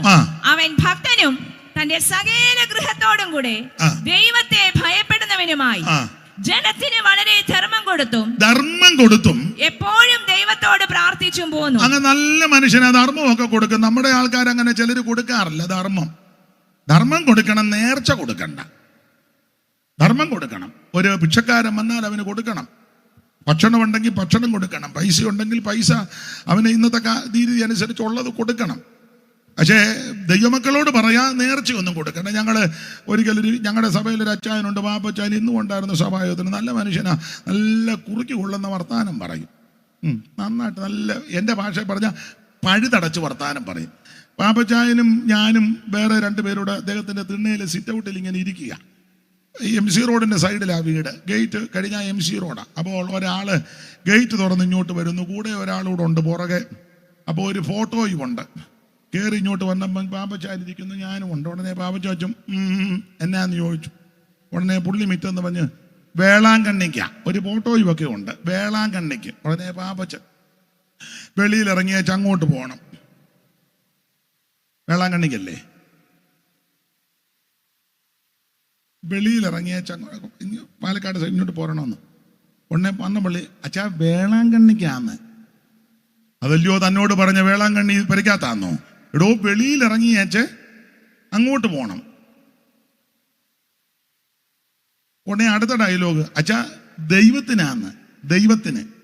ഉടനെ പുള്ളി ആരുടെയും കൈ കൊടുക്കത്തില്ല, നേരിട്ടാ കൊടുക്കുന്നെന്ന്. പിന്നെ അവന് മനസ്സിലായി നിന്നിട്ട് വലിയ. അപ്പൊ പിന്നെ ഒരു ഡയലോഗ് കൂടെ അച്ഛാ ഞാൻ ദൈവത്തെ നിലനിർത്തി ഉടനെ പറഞ്ഞു നീ ദൈവത്തെ നിലനിർത്തേണ്ട, പുള്ളി നിന്നോളും, നീ തന്നെ അങ്ങ് നിന്നാ മതി. അവൻ രാവിലെ വന്നിരിക്കുക ദൈവത്തെ നിലനിർത്താൻ. മനസ്സിലായല്ലോ? ഇത്തിരി ആൾക്കാരാ ഞങ്ങളുടെ സഭയിൽ, സൂക്ഷിച്ചു വന്നോണം. അപ്പൊ ശ്രദ്ധിച്ചേ, അല്ല കറക്റ്റ് കാര്യമല്ലേ പറഞ്ഞേ? ഞാൻ ദൈവത്തെ നിലനിർത്തി. പുള്ളി പറഞ്ഞു ദൈവം നിന്നോളും, നീ അങ്ങ് നിന്നാ മതി, നീ പോ, നീ രാവിലെ ഇറങ്ങിയേക്കാന്നോ ദൈവത്തെ നിലനിർത്താൻ? ദൈവം നിന്നോളും. അപ്പൊ ഒരു കാര്യം പറയാം, ധർമ്മം കൊടുക്കണം. അപ്പൊ ഈ കൊർന്നല്യോസ് ധർമ്മം കൊടുക്കുന്നയാളാ, ഭക്തനാ, സകല കുടുംബത്തോടും ദൈവത്തെ സേവിക്കുന്നവനാ. പക്ഷെ ദൂതൻ വന്ന് പറഞ്ഞു പിന്നെ നിന്റെ ധർമ്മവും പ്രാർത്ഥനയും എല്ലാം ഇഞ്ഞെത്തി, പിന്നെ നീയും കൂടി ഇങ്ങോട്ടൊന്ന് എത്തണം. ധർമ്മവും എത്തി, പ്രാർത്ഥന എത്തി, അവൻ നീയും കൂടി ഇങ്ങോട്ട് വരണം. അതിനൊരു മാർഗമുണ്ട്. ആണ്ട് പത്രോസ് ഉപദേശി അവിടെ ഉണ്ട്. പുള്ളിയെ വിളിച്ച് ഒന്ന് പ്രസംഗം കേൾക്കണം. പ്രസംഗം കേൾക്കുമെന്ന് പറഞ്ഞാൽ പ്രസംഗത്തിന് മാർക്കിടാനോ പോയിന്റ് കുറിച്ചെടുക്കാനല്ല. പത്രോസ് വന്ന് സുവിശേഷം പറയും എന്ന് പറഞ്ഞാൽ നീ സുവിശേഷം കേൾക്കണം. നീ നല്ല മനുഷ്യനായിരിക്കും, ഭക്തനായിരിക്കും, ധർമ്മം കൊടുക്കുന്ന വ്യക്തിയായിരിക്കും, നല്ല ഉദ്യോഗസ്ഥനുമാ, നല്ല കാര്യം. പക്ഷേ ഏത് മിടുക്കനാന്നേലും നീ സുവിശേഷം കേൾക്കണം. എല്ലാവരും ഇത് കേൾക്കണം. നിന്നെ പോലൊരു ഭക്തൻ ഈ ദേശത്ത് പാലക്കാടില്ലായിരിക്കും, നല്ല കാര്യം, അഭിനന്ദിക്കുന്നു. പക്ഷേ ഭക്തനാഥേലും സുവിശേഷം കേൾക്കണം. നിന്നെ പോലെ ധർമ്മം കൊടുക്കുന്ന ഒരു വ്യക്തി ഈ ദേശത്ത് കാണത്തില്ല, അഭിനന്ദിക്കുന്നു. പക്ഷേ നീ സുവിശേഷം കേൾക്കണം. അതുകൊണ്ടാ പത്രോസിനെ വിളിക്കാൻ. എന്നാ പിന്നെ ദൂതൻ ഇതങ്ങ് പറഞ്ഞാൽ മതിയായിരുന്നു. ഇല്ല, ദൂതനെ ഏൽപ്പിച്ചിട്ടില്ല. അത് ദൈവദാസന്മാരെയായി ഏൽപ്പിച്ചേക്കുന്നേ. അവൻ മനുഷ്യനെയായി ഏൽപ്പിച്ചേക്കുന്നത്. അതുകൊണ്ടാ പത്രോസിനെ വിളിച്ചത്. പത്രോസാണ് ഒരു ചില വിളച്ചിലുമൊക്കെ ഉള്ള ആളാ. പുള്ളി എല്ലാ വീട്ടിലും ഒന്നും അങ്ങനെ പോകത്തില്ല. നമ്മുടെ ഇടയിലും അങ്ങനെ വിളച്ചിലുകാരുണ്ട്. ചില വീട്ടിൽ പ്രാർത്ഥന വെച്ചാൽ പോകത്തില്ല. അഥവാ പോയാലും താമസിച്ചേ പോകൂ, താമസിച്ച് പോയാലും പുറകിലേ ഇരിക്കൂ. പുറകിലേ ഇരുന്നാലും തീരുന്നതിന് മുന്നേ മാപ്പിളയും പെമ്പിളയും കൂടെ സ്ഥലവും കാലിയാക്കുക, അവിടെ നിന്ന് കട്ടൻ കുടിക്കുകയായിട്ട് ഭക്ഷണം കഴിക്കാട്ട് വന്ന് അന്നൊരു പ്രത്യേക ഉപവാസമൊക്കെ ഉണ്ട്. അങ്ങനെ ഉപവാസമാണെന്ന് പറഞ്ഞ പോയ ആൾക്കാരുടെ പുറകെ ചെന്നപ്പോൾ അവർ വീട്ടിൽ ഇരുന്നല്ല പേശയെ കഴിക്കുക. അത് വേറൊരു ഉപവാസം ഉണ്ട്. ഇതിനകത്തുമൊക്കെ കാണുമ്പോൾ അമ്മ ഇരിക്കുക, ഇപ്പം കണ്ടാൽ അറിയത്തുമില്ല. പത്രോസിനും അങ്ങനത്തെ ചില ചില സ്വഭാവങ്ങളുണ്ട്. അതുകൊണ്ട് കർത്താവ് ഒരു തുപ്പത്തി ഇറക്കി കാണിച്ചു. സകല നാൽക്കാലിയും മൃഗജാതി ഇടജാതി കൊണ്ട് അറുത്ത് ഭക്ഷിക്കാൻ പത്രോസ് പറഞ്ഞു, ഞാൻ അശുദ്ധമായതോ മലിനമായതൊന്നും ഭുജിച്ചിട്ടില്ല. അല്ലല്ലല്ല, ഞാൻ വിശുദ്ധീകരിച്ചതിന് നീ എന്തിനാ മലിനമെന്നെണ്ണുന്നത് എന്ന് പറഞ്ഞാൽ ഉള്ള പന്നിയെയും പാറ്റായെയും ഉള്ള കണ്ടം പൂച്ചേനെയും തിന്നണമെന്നല്ലീ പറഞ്ഞു. ഇത് കേട്ടോണ്ട് നമ്മുടെ ആൾക്കാർ മുഴുവൻ, ഏതാ നമ്മുടെ ആൾക്കാരെന്ന് ഞാൻ ഉദ്ദേശിക്കുന്ന ഉള്ള ആട്ടെ. ഒരുത്തനോട് പറഞ്ഞു ഞാൻ കണ്ടം പൂച്ചയെ തിന്നുമെന്ന്. ഞാൻ പറഞ്ഞു മിണ്ടിപ്പോകരുത്, നിന്നെ പോലീസ് അറസ്റ്റ് ചെയ്യും. പെരുമ്പാമ്പിനെ തിരിയോ, എന്തെല്ലാം തിന്നാനുണ്ട്. അവൻ പെരുമ്പാമ്പിനെ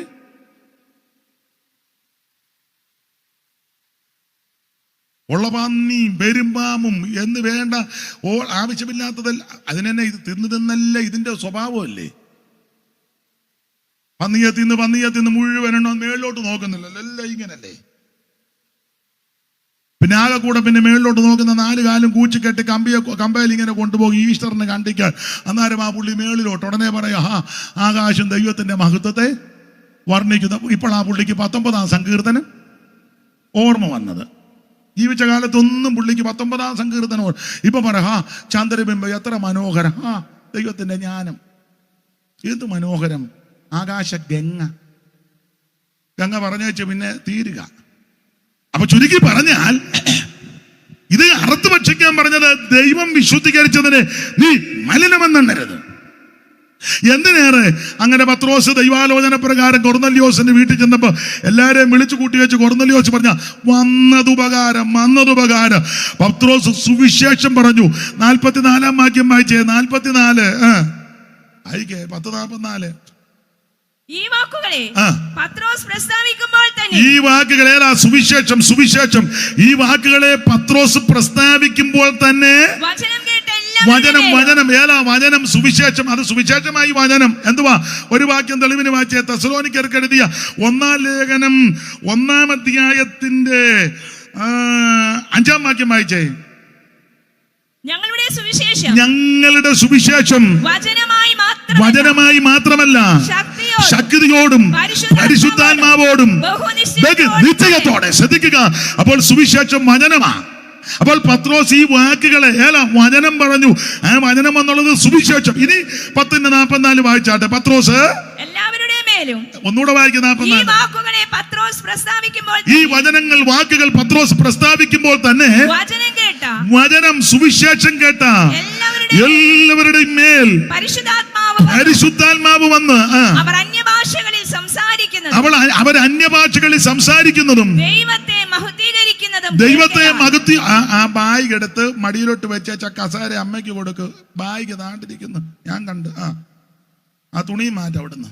ഇനി അമ്മയ്ക്ക് കസാര കൊടുക്ക. അമ്മ അവിടെ ഇരിക്കമ്മേ. ഇങ്ങോട്ട് മാറിയിരിക്കോ. ഇതൊന്നും പറഞ്ഞ് ചെയ്യിപ്പിക്കേണ്ടതല്ല, നോക്കിയും കണ്ടും ചെയ്യേണ്ട കാര്യമാണ്. അല്ല തന്നെ എല്ലാവർക്കും ഈ സ്വാർത്ഥതയല്ലേ. അപ്പൊ ശ്രദ്ധിച്ചേ, ഈ വാക്കുകൾ സുവിശേഷം പത്രോസ് പറഞ്ഞു. ഈ വാക്കുകളെ പത്രോസ് പ്രസ്താവിക്കുമ്പോൾ തന്നെ അല്ല, അങ്ങനെ ഞാൻ പറഞ്ഞതുപോലെ ഈ വാക്കുകളെ പ്രസ്താവിക്കുമ്പോൾ തന്നെ വചനം കേട്ട എല്ലാവരുടെ മേൽ പരിശുദ്ധാത്മാവ് വന്ന് ഊമം തെറ്റിയിരുന്നല്ല. ഇപ്പോളേ ഈ പരിശുദ്ധാത്മാവ് വരുമ്പോ ചിലര് ഇങ്ങനെ അംഗീകരിക്കുക. പരിശുദ്ധാത്മാവ് വന്ന് വെച്ച് പോവുകയോ എടുക്കുവോ? അങ്ങനെയാണോ മോളെ നിങ്ങൾ വർത്താനം പറയാന്ന്? വായിക്കോ വെച്ചേ. പരിശുദ്ധാത്മാവ് വന്നപ്പോ ഇങ്ങനെ മിണ്ടാതെ മൃഗലിക്കാതെ ഇരിക്കുകയാണോ? അന്യഭാഷകളിൽ സംസാരിക്കുകയും ദൈവത്തെ മഹത്വീകരിക്കുകയും. അപ്പോൾ പരിശുദ്ധാത്മാവ് വന്നു കഴിയുമ്പോൾ കയ്യും കട്ടി വായും പൂട്ടി മിണ്ടാതെ മൃഗലിക്കാതെ ഊമം തെറ്റിയിരിക്കുകയല്ല. അവൻ ആത്മസ്നാനം പ്രാപിച്ചു കഴിയുമ്പോൾ അവൻ ദൈവത്തെ മഹത്വപ്പെടുത്തുകയും ഭാഷണത്തോട് നീ ദൈവത്തെ സ്തുതിക്കണം. ചില ആൾക്കാര് പറയുന്നത് ഇത് നിന്ന് പോയെന്നാ പറയുന്നത്. ഞാനിപ്പോ കണ്ണനത്തിനും തർക്കത്തിനും ഒന്നുമില്ല. ദൈവവചനത്തിൽ അങ്ങനെ ഒരു വാക്യം നിന്നെന്ന് ഇല്ല. പിന്നെ നമ്മുടെ അനുഭവത്തിലുമില്ല, വചനത്തിലുമില്ല, ജീവിതാനുഭവത്തിലുമില്ല. ഇത് രണ്ടുമാണല്ലോ പ്രധാനം. അതിലേറ്റവും പ്രധാനം വചനമാണ്. അതുകൊണ്ട് തർക്കത്തിനോ വാദത്തിനോ ഉടക്കിനൊന്നും ഞാനില്ല. ഇനി അങ്ങോട്ട് ഇറങ്ങി വരുമ്പോൾ ചോദിക്കരുത്, ഒന്ന് കാണണം. ഇല്ല, വേറെ പുസ്തകം വായിച്ചാൽ മതി. അയ്യോ, ഗുരുവും ശിഷ്യനും കൂടെ എന്ത് തർക്കവും കണ്ണനോ നടത്തി ഇല്ലേ? ഗുരുവും ശിഷ്യനും. ഗുരു ആറാട്ടുപുഴയെ കണ്ണിക്കുമ്പോൾ ശിഷ്യൻ കുമ്പനാട് കണ്ണിക്കും. പിറ്റേന്ന് ശിഷ്യൻ പോയി ആറന്മുളയെ കണ്ണിക്കുമ്പം ഗുരു മാരാമണ്ണ് കണ്ണിക്കും. ശിഷ്യനും ഗുരുവും കൂടെ എന്തോ പ്രശ്നമാണ്. രണ്ടുപേരും ആരും തോക്കുന്നുമില്ല, ആരും ജയിക്കുന്നുമില്ല. അപ്പോൾ രണ്ട് വിഭാഗത്തിലുള്ളതിൽ പ്രധാനപ്പെട്ട മൂപ്പന്മാര് പറഞ്ഞു, നിർത്ത്. ഇതൊന്ന് അനുഭവിച്ചെങ്കിലേ മനസ്സിലാവൂ. അതിന് ഞാൻ തർക്കത്തിനൊന്നുമില്ല, വാദത്തിനുമില്ല, അലോക്യത്തിനൊന്നുമില്ല. പക്ഷെ ഇന്നും അനുഭവിച്ചുകൊണ്ടിരിക്കുക. ഒരു കാര്യവും കൂടെ ചേർത്ത് പറയാം. ഈ ആത്മശക്തിയിൽ നിറഞ്ഞ് ആരാധിച്ചാൽ രോഗശാന്തി ഉണ്ടാകും, അന്യായ ബന്ധനങ്ങൾ അഴിയുന്ന കണ്ടിട്ടുമുണ്ട്, അതിപ്പോഴും അനുഭവിച്ചുകൊണ്ടിരിക്കുക. ദൈവത്തിന് മഹത്വം. ശരിക്കും സുവിശേഷം പറഞ്ഞാൽ അവൻ ആത്മനിറവിന്റെ ആരാധന വെളിപ്പെടും. ദൈവത്തിന് മഹത്വം. ഇതാ സുവിശേഷത്തിന്റെ വിശേഷത. ഇനിയും വേർപാടുമൊക്കെ പറയാനുണ്ട്. ഇനി ഞാൻ സ്തോത്രം കാണിച്ച കഴിഞ്ഞ് എടുത്ത വാക്യത്തോട് കൂറ് പുലർത്തി 1-2 കാര്യം പറയാം. ഇപ്പോഴെ പാട്ട് പാടുമ്പോൾ അതുപോലെ സ്തോത്ര കാഴ്ച എടുക്കാൻ നിങ്ങൾ പോകരുത്, എല്ലാവരും കൊടുക്കണം. ബാക്കി ഇനിയും പറയാൻ കിടക്കുക. കേട്ടേച്ചേ പോകളെ, ഏതായാലും ഇന്ന് മെനക്കേടാന്നല്ലോ, കേട്ടേച്ച് പോകാം. പാടിക്കോ, പെട്ടെന്ന് പാടി.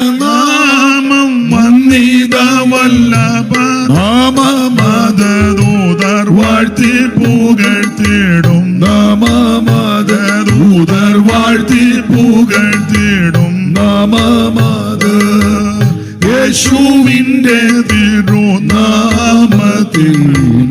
ഇന്നുമെന്നും സ്തുതി സ്തോത്രമേ. യേശുവിന്റെ തിരുനാമത്തിൽ ഇന്നുമെന്നും സ്തുതി സ്തോത്രമേ. കരമുയർത്തി ദൈവത്തിന് മഹത്വം കരയേറ്റാം. ഇന്ന് രാത്രിയില് ഇതുവരെയും നമുക്ക് ദൈവത്തിന്റെ വചനം കേൾപ്പാൻ സാവകാശം തന്നല്ലോ. ഞാൻ മുഖവരയായിട്ട് ചില കാര്യങ്ങൾ ഓർപ്പിച്ചത് അത് അത്യാവശ്യ കാര്യമായതുകൊണ്ടാണ്. വിശേഷിച്ച് ഈ ദേശത്ത് അത് കൂടെ പറഞ്ഞ് ഒക്കൂ. ദൈവത്തിന്റെ മഹത്വം. എന്താണ് സുവിശേഷം? യേശു ക്രിസ്തു. എന്തിനാ സുവിശേഷം? സകല മനുഷ്യനും രക്ഷപ്പെടാനാ സുവിശേഷത്തിന്റെ വിശേഷത. ഇതൊക്കെയാണ് നമ്മൾ ചിന്തിച്ചത്. ഈ സുവിശേഷം കേട്ട് കഴിയുമ്പോൾ എന്തൊക്കെ സംഭവിക്കും? രക്ഷ, സ്നാനം, അഭിഷേകം, ഇതെല്ലാം ഇതിനകത്തുണ്ട്. അത് ഇനി ആ ഭാഗം അധികം ദീർഘമാക്കുന്നില്ല. വായിച്ച വാക്യത്തോട് ഒന്ന് കൂറ് പുലർത്തണം. ഇല്ലെങ്കിൽ നമ്മുടെ ആൾക്കാർ പറയും കുഴപ്പമില്ല, പുള്ളി സുവിശേഷം ചെറുതായിട്ടൊക്കെ പറഞ്ഞെങ്കിലും വാക്യത്തോട് ബന്ധപ്പെട്ടൊന്നും പറഞ്ഞില്ലെന്ന് നിങ്ങൾ പറയും, അല്ലെങ്കിൽ നിങ്ങൾ പറയും. അപ്പൊ അതുകൊണ്ട് ആ വാക്യത്തോട് ബന്ധപ്പെട്ട് ചില കാര്യങ്ങൾ നമ്മൾ വായിച്ചത് വെളിപ്പാട് പുസ്തകം 2-ാം അധ്യായത്തിന്റെ 17-ാമത്തെ വാക്യമാണല്ലോ. ഒരിക്കൽ കൂടി സഹോദരിമാരിൽ ആരിലും ഒരാൾ വായിച്ചാട്ടെ. ആത്മാവ് സഭകളോട് പറയുന്നത്. വായിക്കുന്ന സഹോദരിയുടെ പേരെന്താ? നിമ്മി. ഇപ്പറയിരിക്കുന്ന സിസ്റ്ററോ? രണ്ടുപേരും നല്ല സഹോദരിമാരാ, പേരും നല്ലതാ, നിമ്മിയും ഷീനെ. ആട്ടെ, ദൈവം നിങ്ങളെ അനുഗ്രഹിക്കും. കാരണം ഇത് വായിച്ച് കേൾപ്പിക്കുന്നവൻ ഭാഗ്യമുള്ളവനാണ്. നിങ്ങൾ രണ്ടും ഞാൻ കുറേ എണ്ണത്തിന് വിളിച്ചത്, നിങ്ങൾക്കൊന്ന് അവർക്കെല്ലാം ഭാഗ്യം വന്ന് കിടക്കുക. അപ്പം നിങ്ങൾക്ക് ഇന്ന് ഭാഗ്യം ഉണ്ടാകട്ടെ. അവർ മോശമല്ല, കേൾക്കുന്നവരും ഭാഗ്യവാന്മാരാ. എന്നാലും നിങ്ങൾക്ക് ഇച്ചിരി ഭാഗ്യം കൂടും വായിച്ചു തരുന്നത് കൊണ്ട്. അപ്പൊ ശ്രദ്ധിക്കുക, വെളിപ്പാട് പുസ്തകം 2:17 ഒന്നുകൂടെ വായിച്ചാട്ടെ. ആത്മാവ് സഭകളോട് പറയുന്നത് എന്തെന്ന് ചെവിയുള്ളവൻ കേൾക്കട്ടെ. പിന്നെ ജയിക്കുന്നവന് ഞാൻ മറിഞ്ഞിരിക്കുന്ന മഞ്ഞ കൊടുക്കും. ജയിക്കുന്നവന് മറിഞ്ഞിരിക്കുന്ന മഞ്ഞ കൊടുക്കും. വെളിപ്പാട് പുസ്തകം ഓർപ്പിച്ചല്ലോ 22-ാം അധ്യായം. ഈ വെളിപ്പാട് പുസ്തകം നന്നായിട്ട് പ്രസംഗിക്കുന്ന, പഠിപ്പിക്കുന്ന, ക്ലാസ് എടുക്കുന്ന ധാരാളം ആൾക്കാർ ഞാൻ ഓർപ്പിച്ചല്ലോ നമുക്കുണ്ട്. ഏതാ? ആത്മീയ ലോകത്തുണ്ട്. അവരെയൊക്കെ ഓർത്ത് ദൈവത്തെ സ്തുതിക്കുന്നു. വെളിപ്പാട് പുസ്തകത്തിന്റെ വ്യാഖ്യാന പുസ്തകം എഴുതിയ മൺമറഞ്ഞവരും ഇപ്പോൾ ഉള്ളവരുമുണ്ട്. ഈയിടെ ഒരാൾ പറഞ്ഞ പുസ്തക പേരേലാന്ന് പറഞ്ഞു. ഏത് പുസ്തകമാണെന്ന് ചോദിച്ചു. പറഞ്ഞു വെളിപ്പാട് പുസ്തകമാണ്. ധാരാളം ആൾക്കാർ ഈ പുസ്തകത്തിന്റെ വ്യാഖ്യാനം കൊടുത്തിട്ടുണ്ട്. നിങ്ങൾ പിണങ്ങാതിരിക്കാമെങ്കിൽ ഒരു കാര്യം പറയാം, ഒരു പുസ്തകം എഴുതിയ പുള്ളി മറ്റൊരു പുസ്തകം എഴുതിയ പുള്ളിയോട് യോജിക്കുന്നില്ല. എല്ലാം അങ്ങോട്ടും ഇങ്ങോട്ടും കണ്ണനമാണ്. വിശേഷിച്ച് ചില അധ്യായങ്ങളൊക്കെ ആരും തമ്മിൽ യോജിക്കുന്നില്ല. നമ്മളിപ്പോൾ അതൊന്നും ചിന്തിക്കുന്നില്ല. അതിന് ഈ പുസ്തകത്തിന്റെ ഒരു പ്രത്യേകതയാണ്. അത് കാര്യം എന്നാന്ന് ചോദിച്ചാൽ നമുക്കറിയാത്ത ഒത്തിരി കാര്യം ഇതിനകത്തുണ്ട്. അതെല്ലാം കൂടെ നമ്മൾ ചകഞ്ഞു പിടിച്ചേച്ച് പണ്ഡിത ശിരോമണിയാന്ന് തെളിയിക്കാൻ ഈ പരിശ്രമിക്കുമ്പോൾ അപ്പുറം ഒരു പണ്ഡിതൻ ഈ പണ്ഡിതന്റെ പള്ള നോക്കി ഒരു വെട്ട്. ചിലപ്പോൾ ഞാൻ ഓർക്കും ഈ എഴുതിയവരെ എല്ലാം കൂടെ ഒന്നിച്ചിരുത്തി ഒന്ന് വരികയല്ല. അല്ല, വന്നാലെന്നാ ഇതുപോലെ ശാന്തമായ അന്തരീക്ഷം ഒന്നും ആയിരിക്കുകയല്ല. അപ്പൊ ഈ പുസ്തകം എഴുതിയ പല ആൾക്കാരും യോജിക്കുന്നില്ല. സൈമൺ സാറിനോട് യോജിക്കാത്ത ആൾക്കാർ നമ്മുടെ ഇടയിലുണ്ട്. നമ്മുടെ ഇടയിൽ ആൾക്കാർ യോജിക്കാത്ത YSKL sir, Simon sir, Kallumala കുഞ്ഞുമോനച്ചാന്, ചെറിയാൻ കോതകരി, ബിലിപ്പോസ് കൊളക്കട, KK മാത്യു മുണ്ടിയപ്പള്ളി, അങ്ങനെ ധാരാളം മലയാളികളുടെ അല്ലേ, പിന്നെ ഇംഗ്ലീഷുകാരുടെ വേറെ ആൾക്കാർ, ധാരാളം ആൾക്കാർ ഈ വെളിപ്പാട് പുസ്തകത്തിന്റെ വ്യാഖ്യാനം എഴുതിയിട്ടുണ്ട്. ധാരാളം ആൾക്കാർ പ്രസംഗിക്കുന്നുമുണ്ട്. തലേന്ന് വന്ന് പ്രസംഗിക്കുന്ന പുള്ളി പറയുന്നതല്ല പിറ്റേന്ന് വന്ന് പ്രസംഗിക്കുന്ന ആള്. തലേന്ന് വന്ന പുള്ളി വെളിപ്പാട് പുസ്തകം 12-ലെ സ്ത്രീ ആരാന്ന് പ്രസംഗിച്ചു. പിറ്റേന്ന് വന്ന പുള്ളി സ്ത്രീക്കിട്ടൊരടി, പുള്ളിക്കിട്ടൊരടി. തള്ള പറഞ്ഞത് ആടെ കിടക്കുന്നു, പ്രസംഗിച്ച പുള്ളി അപ്പുറം കിടക്കുന്നു. അങ്ങനെ ഇത് നടന്നുകൊണ്ടിരിക്കുന്നത്. തലേ ദിവസം വന്ന പുള്ളി പറഞ്ഞു സാക്ഷികൾ 2 സാക്ഷികൾ 11 ഇന്നയാളാ. പിറ്റേ ദിവസം വന്ന പുള്ളി പറഞ്ഞു അവരൊന്നും അല്ലെന്ന് പറഞ്ഞു. കാരണം ഇത് പലതും യോജിക്കുന്നില്ല. അതെന്നാന്ന് ചോദിച്ചാൽ ഒറ്റ വാങ്ങി പറയാ, എല്ലാ കാര്യമൊന്നും നമുക്ക് വെളിപ്പെടുത്തിയിട്ടില്ല. കാര്യം മറച്ചു വെക്കുന്നത് ദൈവത്തിന് മഹത്വമാണ്. ഇത് ഓരോരുത്തരും പണ്ഡിതന്മാരാന്ന് അറിയിക്കാൻ വേണ്ടി ഇതങ്ങ് തെളിയിക്കുക. ഞാൻ ചോദിക്കട്ടെ, മനസ്സിലായതനുസരിച്ച് ആദ്യം ജീവിക്കുക. എന്നുവെച്ചല്ലേ വെളിപ്പാട് 12 സ്ത്രീ ആരാന്ന് 2 സാക്ഷി, അതവിടെ നിൽക്കട്ടെ. ആദ്യം മനസ്സിലാകുന്ന ഭാഷ എഴുതിയിരിക്കുന്നത് സഹോദരനെ സ്നേഹിക്കണം, അതില്ല. വെളിപ്പാട് 12 തള്ളയാരാന്ന് തെളിയിച്ച് കിടക്കുക. അല്ല, മനസ്സിലാകുന്നില്ലേ? ഇല്ലേ? എന്നാ സമയം നോക്കിയതാ പോകാൻ ചൂടിരിക്കേ. സ്വന്തം സഹോദരനോട് മിണ്ടുന്നില്ല, അത് വിഷയമല്ല. വെളിപ്പാട് 11 2 സാക്ഷി ആരാന്നാ പുള്ളി തെളിയിക്കുന്നത്. അപ്പനും അമ്മയ്ക്കും വെള്ളം കൊടുക്കുന്നില്ല. 13 മൃഗം എവിടുന്നാ വരുന്നെന്ന്. അല്ല, ഇപ്പം പറഞ്ഞ് മൃഗത്തിന്റെ സ്വഭാവമായി. നമുക്കറിയാത്ത ഒത്തിരി കാര്യം ഈ പുസ്തകത്തിലുണ്ട്. അപ്പോൾ പല ആൾക്കാരും പഠിപ്പിക്കുന്നതും പ്രസംഗിക്കുന്നത് വെളിപ്പാട് പുസ്തകത്തിലെ പ്രധാനപ്പെട്ട ഇന്നതാന്നാ. ചെല്ല് പറയുന്നത് 12 സ്ത്രീയാ പ്രധാന വിഷയം, ചെല്ല് പറയുന്നത് 2 സാക്ഷികൾ, ചെല്ല് പറയുന്നത് സമുദ്രത്തിൽ നികർന്ന മൃഗമാ പ്രധാന വിഷയം, ചിലർ പറയുന്നത് 666 പ്രധാന വിഷയം, ചിലർ പറയുന്നത് 17-ാം അധ്യായത്തിലെ മർമ്മം മഹതിയാം ബാബിലോൺ അതാ പ്രധാന വിഷയം. ഇതൊന്നും വിഷയമല്ലെന്നല്ല, എല്ലാം വിഷയമാ. ചിലർ പറയുന്നത് വെളിപ്പാട് പുസ്തകത്തിലെ പ്രധാനപ്പെട്ട വിഷയം പുതിയ യെരൂശലേമാണ്, ചിലർ പറയുന്നത് പറുദീസയാണ്, ചിലർ പറയുന്നത് കുഞ്ഞാട്ടിന്റെ കല്യാണമാണെന്നാ. ഇതെല്ലാം വിഷയങ്ങളാ. പക്ഷേ ഒറ്റ വാക്കിൽ പറയാം, വിശദീകരിക്കാൻ നേരമില്ല. നിങ്ങൾ യോജിച്ചാലും യോജിച്ചില്ലെങ്കിലും ഒറ്റ വാക്ക് പറയാ, ഇഷ്ടമുണ്ടേ യോജിച്ചാൽ മതി. വെളിപ്പാട് പുസ്തകത്തിലെ പ്രധാനപ്പെട്ട വിഷയം ഈ പറഞ്ഞതൊന്നുമല്ല. വെളിപ്പാട് പുസ്തകത്തിലെ പ്രധാനപ്പെട്ട വിഷയം യേശു ക്രിസ്തുവിന്റെ വെളിപ്പാടാ. 1-ാം അധ്യായത്തിന്റെ 1-ാം വാക്യം വായിച്ചേ നിമ്മി. ഇതാ ഇതിലെ പ്രധാന വിഷയം, യേശുക്രിസ്തുവിന്റെ വെളിപ്പാട്. ഈ വെളിപ്പാട് ആർക്കും താല്പര്യമില്ല. എല്ലാം മൃഗത്തിന്റെ വെളിപ്പാടിന്റെ പുറകെ പോവുക. മുദ്ര ആരൊക്കെ ഏറ്റു, ഇനി ആരൊക്കെ ഏക്കും 666 അതാ തെളിയിക്കുന്നത്. തെളിയിക്കരുതെന്നല്ല, ഏറ്റവും ശ്രേഷ്ഠമേറിയ വെളിപ്പാട് യേശുക്രിസ്തുവിന്റെ വെളിപ്പാടാണ്. എന്നെയും നിന്നെയും രക്ഷിക്കുവാൻ, എന്നെയും നിന്നെയും വീണ്ടെടുക്കുവാൻ ഒരുവൻ സ്വർഗമഹിമകൾ വെടിഞ്ഞ് ഈ താണലോകത്തിലേക്ക് ഇറങ്ങുമെന്ന് ഫിലിപ്പിയാലേഖനം നമ്മൾ പഠിക്കുന്നത്. ദൈവരൂപത്തിൽ ഇരിക്കുക, ദൈവത്തോടുള്ള സമത്വം മുറുകെ പിടിച്ചുകൊള്ളണമെന്ന് വിചാരിക്കാതെ ദാസരൂപമെടുത്ത് വേഷത്തിൽ മനുഷ്യനായി തന്നെത്താൻ താഴ്ത്തി മരണത്തോളം, ക്രൂശിലെ മരണത്തോളം അനുസരണമുള്ളവനായി തീർന്ന നസറായനാകുന്ന യേശു ക്രിസ്തു ധന്യനാകുന്ന ഏകാധിപതിയും താൻ മാത്രം അമർത്യതയുള്ളവനും അവൻ മനുഷ്യരാരും കാണാൻ പാടില്ലാത്ത സർവജ്ഞനായ ദൈവം. വെളിപ്പാട് പുസ്തകത്തിൽ ഒരു പ്രയോഗമുണ്ടല്ലോ, 5-6 വാക്യം വായിച്ച്. യേശു ക്രിസ്തു ആരാ? പെട്ടെന്ന്. വിശ്വസ്ത സാക്ഷിയും മരിച്ചവരിൽ ആദ്യജാതനും ഭൂരാജാക്കന്മാർക്ക് അധിപതിയുമായ അതാ ഇതിലെ പ്രധാനപ്പെട്ട വെളിപ്പാട്. ദൈവത്തിന് സ്തോത്രം. ആ വെളിപ്പാട് പലരും മൈൻഡ് ചെയ്യുന്നില്ല. പിന്നെ തേജസ്കരിക്കപ്പെട്ട യേശുക്രിസ്തുവിന്റെ വെളിപ്പാട് 1-ാം അധ്യായത്തിൽ ഞാൻ അങ്ങനെ അധികം പറയുന്നില്ല. കർത്താവിന് മഹത്വം. 13-ാമത്തെ വാക്യത്തിൽ 1:13 പത്മോസ് എന്ന ദ്വീപിൽ യോഹന്നാൻ നാട് കടത്തപ്പെട്ടപ്പോൾ കർത്ത ദിവസത്തിൽ ആത്മവിവശനായി. ഒരു കാര്യം ചേർത്ത് പറയാ, ആത്മാവിന്റെ വിവശത ഉണ്ടാകാൻ ഒത്തിരി ആളൊന്നും വേണ്ട. ഇന്നത്തെ വലിയ വിവശതക്കാർക്ക് കണ്ടമാനം ആള് വേണം. അത് വണ്ടിക്ക് കൊണ്ടങ്ങ് ഇറക്കുക. വലിയ വലിയ വണ്ടി ഇട്ട് ആളിനെ കൊണ്ട് ഇറക്കി സീറ്റുമൊക്കെ കൊടുത്ത് ഇരുത്തി. അതിനാ വിവശത ഉണ്ടാകണമെങ്കിൽ ആള് വരണം. ആള് മാത്രം ആ ഒരു വലിയ സിസ്റ്റം വേണം. സിസ്റ്റം അതൊക്കെ കൊണ്ടിറക്കിയെങ്കിലേ വിവശത. പിന്നെ വലിയ പാട്ടുകാർ ഇവരൊന്നും ഏക്കുകയല്ല. വലിയ പാട്ടുകാരെ ഇന്നാളൊരാൾ പറഞ്ഞു കൊല്ലത്തിന്ന് ഇറക്കിയെന്ന്. കൊല്ലത്തിന്ന് ഇറക്കി ആരെയാണോ ഓരോരുത്തരത്തിൽ നിന്ന് ഇറക്കുക. അപ്പൊ ഇവരൊക്കെ വന്നെങ്കിലേ വിവശത ചിലർക്കുണ്ടാകൂ. എന്നാൽ ഇവിടെ നോക്കിയാൽ യോഹന്നാന് വിവശത ഉണ്ടായപ്പോൾ സ്വെറ്റില്ല, മൈക്കില്ല, ബഹളമില്ല, ആളില്ല, ഹോളില്ല, ഒന്നുമില്ല, പുൾപിറ്റ് ഒന്നുമില്ല, ഒറ്റയ്ക്ക. കർത്ത ദിവസത്തിൽ ആത്മവിവശനായി. നീ കാണുന്നത് ഒരു പുസ്തകത്തിൽ എഴുതി Ephesus, Smyrna, Pergamos, തുയതൈര, Sardis, Philadelphia, ലവോദിക്ക എന്ന 7 സഭകൾക്ക് എഴുതുക എന്ന കാഹളത്തുന്നതൊരു ശബ്ദം എന്റെ പുറകിൽ കേട്ടു. എന്നോട് സംസാരിച്ച നാദം എന്തൊക്കെയാണെന്ന് ഞാൻ തിരിഞ്ഞു. 13-ാം വാക്യം തിരിഞ്ഞപ്പോൾ 7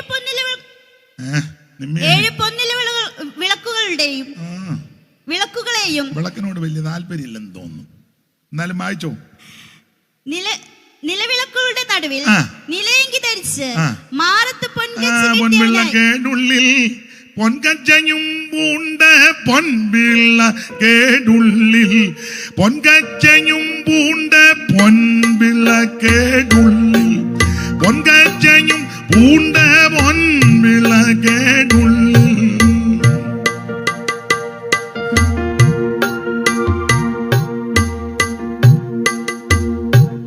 പൊൻവിളക്കേടുള്ളിൽ പൊൻകച്ചയും പൂണ്ട പൊൻവിളക്കേടുള്ളിൽ പൊൻകച്ചയും പൂണ്ട വെള്ളത്തല മൂടി വെള്ളയാം പഞ്ഞി പോൽ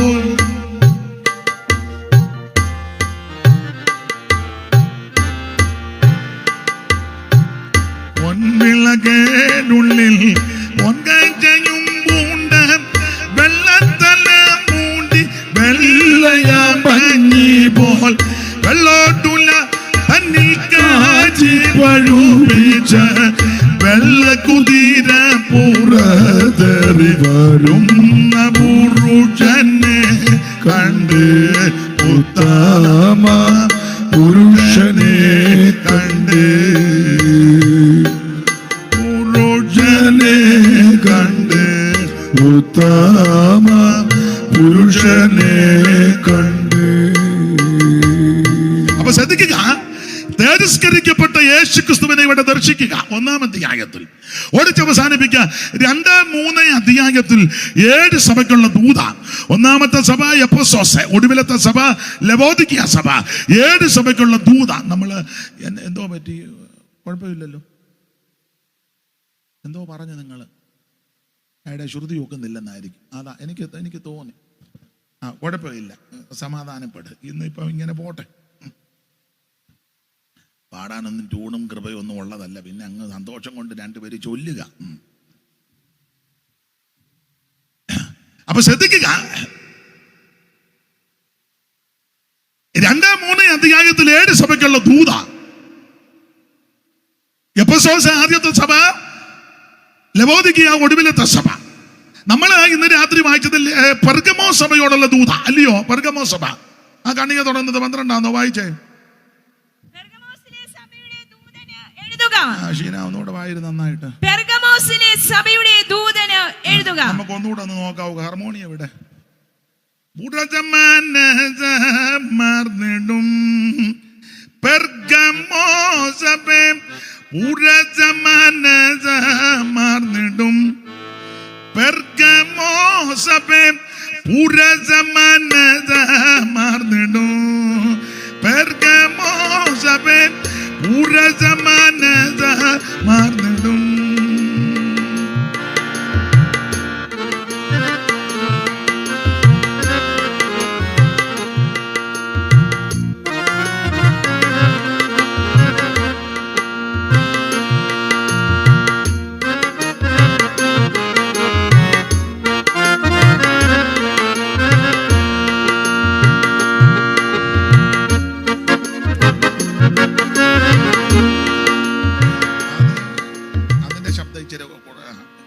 ഗിറ്റാറിന് വേണോ? കിടന്നോട്ടെന്ന് എന്നെ വയ്യാവേലിയാന്ന്. ഹാർമോണിയത്തിന്റെ അതിന് ഞാൻ വേറെ പാട്ട് തരാം. മർന്നിടും പെർഗമോ സഭ മർന്നിടും പെർഗമോ സഭ നീ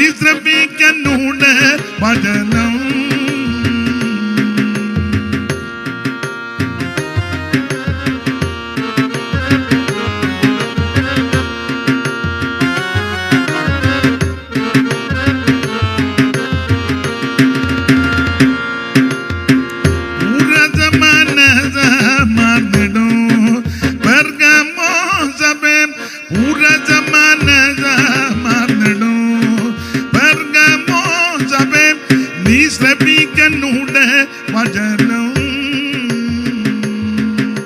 അപ്പൊ ശ്രദ്ധിക്കുക, സമയമില്ല. പിന്നെ അവര് ചിരിക്കുക.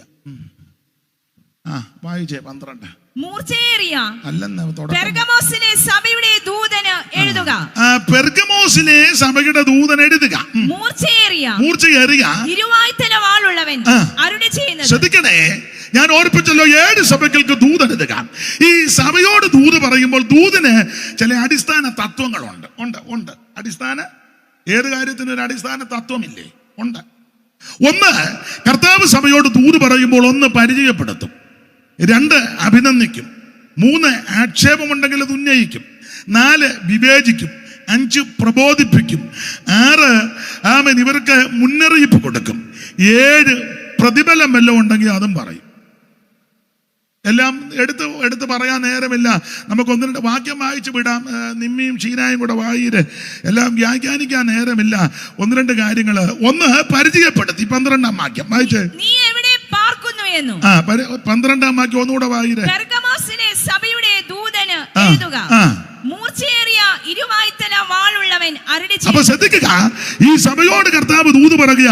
അല്ലയോ പെർഗമോസിലെ സഭയെ, നിങ്ങളോട് ദൂത് പറയുന്ന ഞാൻ ആരെന്ന് ചോദിച്ചാൽ മൂർച്ചയേറിയ ഇരുവായ്ത്തല വാളുള്ളവനാ ദൂത് പറയുന്നത് എന്ന് പറഞ്ഞാൽ, എന്നേക്കാൾ നന്നായിട്ട് ചരിത്രം അറിയാവുന്നവരും സമാചരിത്രം പഠിച്ചവരും പഠിപ്പിക്കുന്നവരുമാ ഇവിടെ കേൾക്കുന്നത്.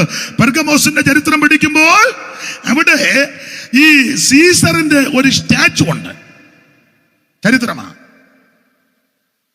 ആ സ്റ്റാച്ചുവില് കൈസറ ഒരു വാളും പിടിച്ചു നിൽക്കുക. സമാചരിത്രം പഠിക്കുമ്പോൾ യേശു ക്രിസ്തുവിനെ രക്ഷിതാവായി സ്വീകരിച്ചവർ യേശുവിനെ തള്ളിപ്പറഞ്ഞില്ലെങ്കിൽ അവരുടെ ഗളച്ഛേദം നടത്തും, അഗ്നിക്കരയാകും, അവരെ പീഡിപ്പിക്കും. അപ്പോൾ വാളുമായിട്ട് ഒരുവൻ നിൽക്കുന്നു, സീസർ. ഇത് അവിടെ കാണാം, എല്ലാവരും കാണത്തക്ക വിധത്തില്ല. ഇത് കണ്ട് ഈ വാളിന്റെ വെട്ടേറ്റ് പിടഞ്ഞ് മരിക്കുന്നതിലും ഭേദം യേശുവിനെ തള്ളി പറയാമെന്ന് ചിന്തിച്ചവരും പറഞ്ഞവരുമുണ്ട്. പക്ഷേ വാളിന് ഏൽപ്പിച്ചു കൊടുത്തവരുമുണ്ട്. അങ്ങനെ സഭയിലും ക്രിസ്ത്യാനികളുടെ ഇടയിൽ ഈ സ്റ്റാച്ചു കണ്ട് ഊരിപ്പിടിച്ച വാളുമായി നിൽക്കുന്ന സീസറിന്റെ പ്രതിഭ കണ്ട് ചിലര് ഭയപ്പെട്ടു നിൽക്കുമ്പോൾ അങ്ങനെയുള്ള സഭയോട് ദൂത് പറയുകയാണ്. അല്ലയോ പെർഗമോസിന്റെ സഭയെ, ഈ ലോകത്തിലെ നേതാവായ രാജാവായ അല്ലെങ്കിൽ ചക്രവർത്തിയാകുന്ന സീസറിന്റെ വാളിന് ഒരു വശത്തെ മൂർച്ചയുള്ളൂ. നിങ്ങളോട് ദൂത് പറയുന്ന നസറയനാകുന്ന യേശു ക്രിസ്തുവിന്റെ കയ്യിലുള്ള വാള് ഇരുവായ്ത്തലയുള്ള വാളാ. എന്നെ കേൾക്കുന്ന ദൈവദാസന്മാരെ, ദൈവമക്കളെ, ലോകത്തിന്റെ ഒരു വശം മൂർച്ചകളുള്ള വാള് കണ്ട് നീ പേടിക്കരുത്. സുവിശേഷ വിരോധികൾ മനഭ്രാന്തന്മാർ ഇളകുമ്പോൾ ദൈവമക്കൾ പേടിക്കരുത്. ഏൽപ്പിച്ച ശുശ്രൂഷ ജീവൻ പോകുമ്പോഴും തന്റെ ഇടത്തോടെ ചെയ്ത് കർത്താവിന് വേണ്ടി നല്ല അവകാശം പ്രാപിക്കുവാൻ ഇന്ന് രാത്രി സമർപ്പണത്തോടെ പോകണം. അവിടെ കൊന്നു, അവിടെ കണ്ടിച്ചു, ഇവിടെ അത് ചെയ്തു, ഇത് ചെയ്ത് പേടിക്കരുത്. അവരുടെ വാളിന് ഒരു വശമേ മൂർച്ചയുള്ളൂ. ഞാനും നിങ്ങളും ആരാധിക്കുന്ന യേശു ക്രിസ്തുവിന്റെ കയ്യിൽ ഇരുവായ്ത്തലയുള്ള വാള, മൂർച്ചയേറിയ വാള, അതാ പരിചയപ്പെടും. അതുകൊണ്ട് ഞാനും നിങ്ങളും ആരാധിക്കുന്ന യേശു ഉന്നതനാ, അവിടുന്ന് മഹിമയുള്ളവനാ, മഹത്വമുള്ളവനാ, ശ്രേഷ്ഠനാ, ഉന്നതനാ. അപ്പോൾ 1, കർത്താവ് സഭയ്ക്കൊന്ന് പരിചയപ്പെടുത്തിയത് എങ്ങനെ. 2, ഇവരെ അഭിനന്ദിച്ചു. എന്തുവാ അഭിനന്ദിച്ചത്? 13-ാം വാക്യം ചടികടാന്ന് വായിച്ചോ. 13 അഭിനന്ദനം. നീ എവിടെ പാർക്കുന്നു എന്നും അത് സാത്താന്റെ സിംഹാസനം ഉള്ളേടമെന്നും ഞാൻ അറിയുന്നു. നീ എന്റെ നാമം മുറുകെ പിടിച്ചു. അഭിനന്ദനമാ. പിന്നെ നിങ്ങളുടെ ഇടയിൽ സാത്താൻ പാർക്കുന്നിടത്ത് തന്നെ എന്റെ സാക്ഷിയും വിശ്വസ്തനുമായ അന്തിപ്പാസിനെ കൊന്ന കാലത്ത് പോലും നീ എങ്കിലുള്ള വിശ്വാസം നിഷേധിച്ചു. 2 കാര്യമായി ഇവരെ അഭിനന്ദിക്കുന്നത്. 1 പരിചയപ്പെടുത്തി, ഇരുവായ്ത്തല വാള് മൂർച്ചയുള്ളവനാ ദൂത് പറയുന്നത്. 2 അഭിനന്ദനം. എന്തുവാ പെർഗമോസ് സഭയോട് അഭിനന്ദനം? 1 എന്റെ നാമത്തെ മുറുകെ പിടിച്ചു. അതെന്നാ, ഈ നാമം ശ്രേഷ്ഠമുള്ള നാമമാ. ഈ നാമം ഭൂതങ്ങൾ വിട്ടുപോകുന്ന നാമമാ. യേശുവിന്റെ നാമം രോഗി സൗഖ്യമാകുന്ന നാമമാ. യേശുവിന്റെ നാമം പാപത്തെ മോചിക്കുന്ന നാമമാ. ഈ നാമത്തെ മുറുകെ പിടിക്കണം. എല്ലാ നാമത്തിലും മേലായ നാമം, പകർന്ന തൈലം പോലെ ഇന്ന് രാത്രി ഈ നാമത്തെ മുറുകെ പിടിക്കണം. അതാ നാമത്തെ മുറുകെ പിടിച്ചു മാത്രമാണോ, വിശ്വാസം നിഷേധിച്ചില്ല. മോഹന വാഗ്ദാനമൊക്കെ തന്ന് പലരും പറയുമ്പോൾ, പ്രിയരെ, ഒരിക്കലായി പരമേലിച്ച വിശ്വാസത്തിന് വേണ്ടി പോരാടണം. ഈ വിശ്വാസം ഉപേക്ഷിച്ച് തള്ളിക്കളഞ്ഞ് നിൽക്കരുതെന്ന് പറഞ്ഞാൽ, വിശ്വാസം നിഷേധിച്ചില്ലെന്ന് പറഞ്ഞാൽ വിശ്വാസത്തിന്റെ ഉപദേശമുണ്ട്, ഉപദേശത്തിൽ നിൽക്കണമെന്നായി പറഞ്ഞത്. ഇന്നൊരു ഉപദേശം, നാളെ വേറൊരു ഉപദേശം, പിന്നെ മറ്റന്നാൾ വേറൊരു ഉപദേശം. 2 ആഴ്ച കഴിയുമ്പം കേരളത്തിലൊക്കെ നന്നായിട്ട് ഉപദേശം പറഞ്ഞ പല മിടുക്കന്മാരും അമേരിക്കയിലും കാനഡയിലും, എല്ലാവരുടെയും കാര്യമല്ല, അവിടെയൊക്കെ ചെന്ന് ഇപ്പം അതിനുമായിട്ട് അങ്ങ് യോജിക്കുക. കാരണം പിള്ളേരെല്ലാം അങ്ങനായി. ഇനിയിപ്പം പിള്ളേരോട് യോജിച്ചില്ലേ പിള്ളേർ പറയും ഇവിടെ താമസിക്കാൻ പറ്റുകയല്ലെന്ന് പറയും. അതുകൊണ്ട് പേടിച്ചിപ്പം ഇത് ചുപ്പച്ചാൽ നമ്മുടെ ആൾക്കാർ വലിയ കീർവാണം അടിച്ചവര്. ഇവിടെ വലിയ വകുപ്പും നിങ്ങൾക്ക് വല്ലതും മനസ്സിലാകുന്നുണ്ടോ മോനെ? ഒന്നും പിടി കിട്ടുന്നില്ല.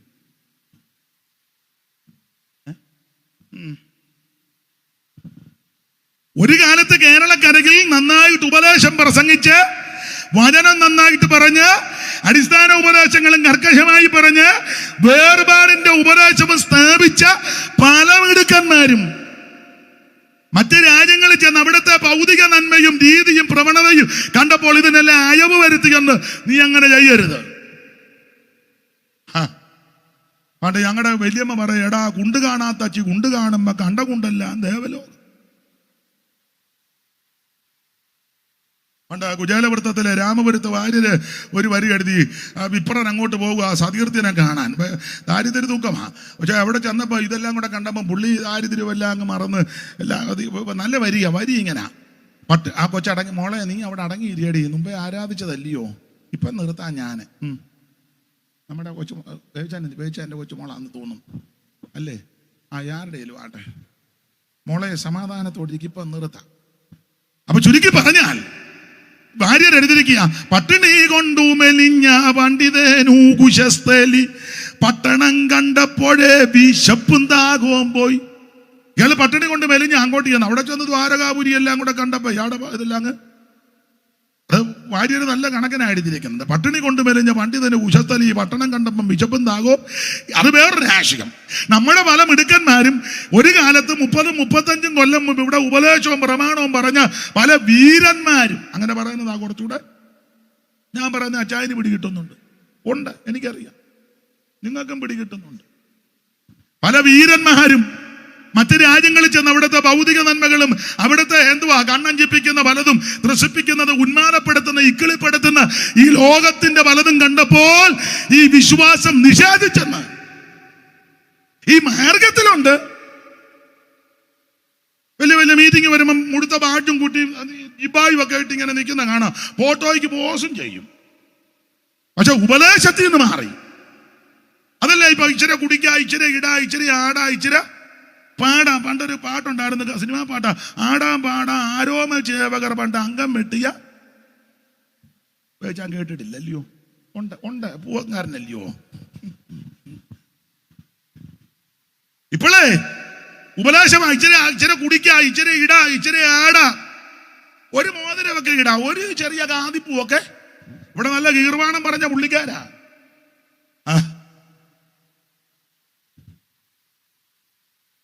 അല്ല, അവിടുന്ന് ചില വിദ്വാന്മാർ ഇങ്ങോട്ടും വരുന്നുണ്ട്.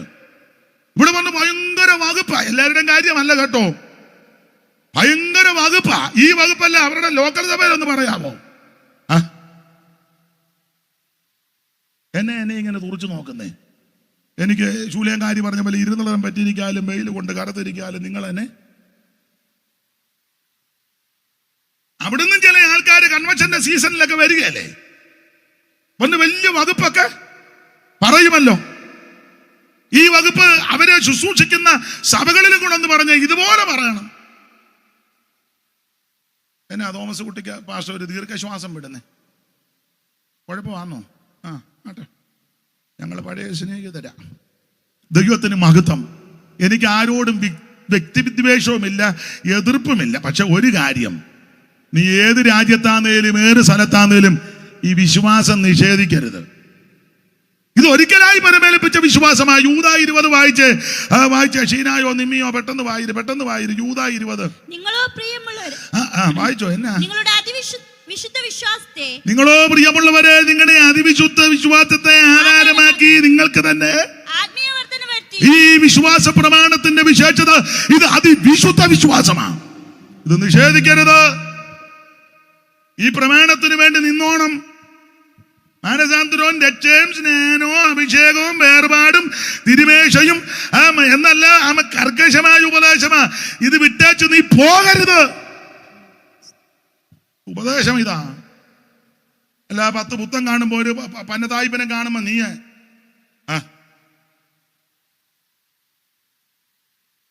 എല്ലാരും എനിക്ക് ഈ വെട്ടം ഇങ്ങനെ അടിക്കുന്നതുകൊണ്ട് ഒന്നും കാണാനും മേല. അല്ല, കാണാതിരിക്കുന്നതാണ് നല്ലത്.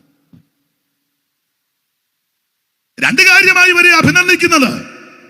1, എന്റെ നാമം നിഷേധിച്ചില്ല. 2, വിശ്വാസം നിഷേധിച്ചില്ല, നാമത്തെ മുറുകെ പിടിച്ചു. എന്നെ കേൾക്കുന്ന കുഞ്ഞുങ്ങളെ, സഹോദരി സഹോദരന്മാര്, ഈ നാമത്തെ മുറുകെ പിടിച്ചാൽ നിനക്കൊരു ദോഷവും വരികയില്ല. ഈ നാമത്തെ മുറുകെ പിടിച്ചാൽ നിനക്കൊരു കുഴപ്പവും വരികയില്ല. എല്ലാ നാമത്തിലും മേലായ നാമമാണ്. അപ്പൊ 1 പരിചയപ്പെടുത്തി, 2 അഭിനന്ദനം, 3 ആക്ഷേപമുണ്ട്. എന്തുവാ ആക്ഷേപം? 13, 14. എങ്കിലും 14, 15 വായിച്ചു. ആക്ഷേപം. എങ്കിലും നിന്നെ കുറിച്ച് കുറഞ്ഞ ഒരു കുറ്റം പറവാനുണ്ട്. അതൊരു ആക്ഷേപം. കേട്ടോ, കർത്താവ് അങ്ങനെ പറയും. കർത്താവിന്റെ ഒരു ശ്രേഷ്ഠത, അഭിനന്ദിക്കേണ്ടവരെ അഭിനന്ദിക്കും, ആക്ഷേപിക്കേണ്ടവരെ അങ്ങനെ ഉണ്ട്. കർത്താവ് ഒരിക്കൽ പറഞ്ഞു, ബർയോനാ ശിമോനെ, ഇത് ജഡരക്തമൊന്നുമല്ല വെളിപ്പെടുത്തിയത്, സ്വർഗസ്ഥനായ അഭിനന്ദനമാണ്. ഒരിക്കൽ പറഞ്ഞു, അയ്യോ, ഇസ്രയേലിൽ പോലും ഇങ്ങനൊരു വിശ്വാസം ഞാൻ കണ്ടിട്ടില്ല, അഭിനന്ദനമാണ്. വേറൊക്കെ പറഞ്ഞു, സ്ത്രീയെ, നിന്റെ വിശ്വാസം വലുതാകട്ടോ, അല്ലേ, അഭിനന്ദനം. ഒരിക്കൽ പറഞ്ഞു, സാക്ഷാൽ ഇസ്രായേലിൻ ഇവനിൽ കർത്താവ് അഭിനന്ദിക്കും. നമ്മളും അങ്ങനെ അഭിനന്ദിക്കണം. ഇവർ 2 പേരും വാക്യം വായിച്ചത് അഭിനന്ദിക്കുക. ഇപ്പോഴാണ് യോഗം തീരുന്ന മുറിയായപ്പോൾ മൈക്ക് നല്ല സുഖവുമുണ്ട്. ഇപ്പോഴാ ഇപ്പോഴാ ശരിയായത്. ആട്ടെ, ഇപ്പോഴേലും ആയല്ലോ. എനിക്ക് ഞാൻ എന്നെ ഉറങ്ങാന്നു, ഇതെല്ലാം പുള്ളി കേട്ട് അങ്ങ് ഉറങ്ങ. അപ്പൊ ശ്രദ്ധിച്ചേ, കർത്താവ് അഭിനന്ദിക്കുന്നവരെ അഭിനന്ദിക്കും, പക്ഷേ ആക്ഷേപിക്കേണ്ടവരെ. പത്രോസിനോട് ഒരിക്കൽ പറഞ്ഞു, ജഡരക്തമല്ല വെളിപ്പെടുത്ത സ്വർഗസ്ഥനായ പിതാവ്. പത്രോസിനോടാ പറഞ്ഞ, സാത്താനെ എന്നെ വിട്ട്. ഇത് 2 കർത്താവ് പറഞ്ഞതാ. കർത്താവ് അങ്ങനെ പറയും. അപ്പൊ അതുകൊണ്ട് അഭിനന്ദനം കൊണ്ട് ആക്ഷേപം. പെർഗമോസ് സഭയ്ക്കുള്ള ആക്ഷേപമാ.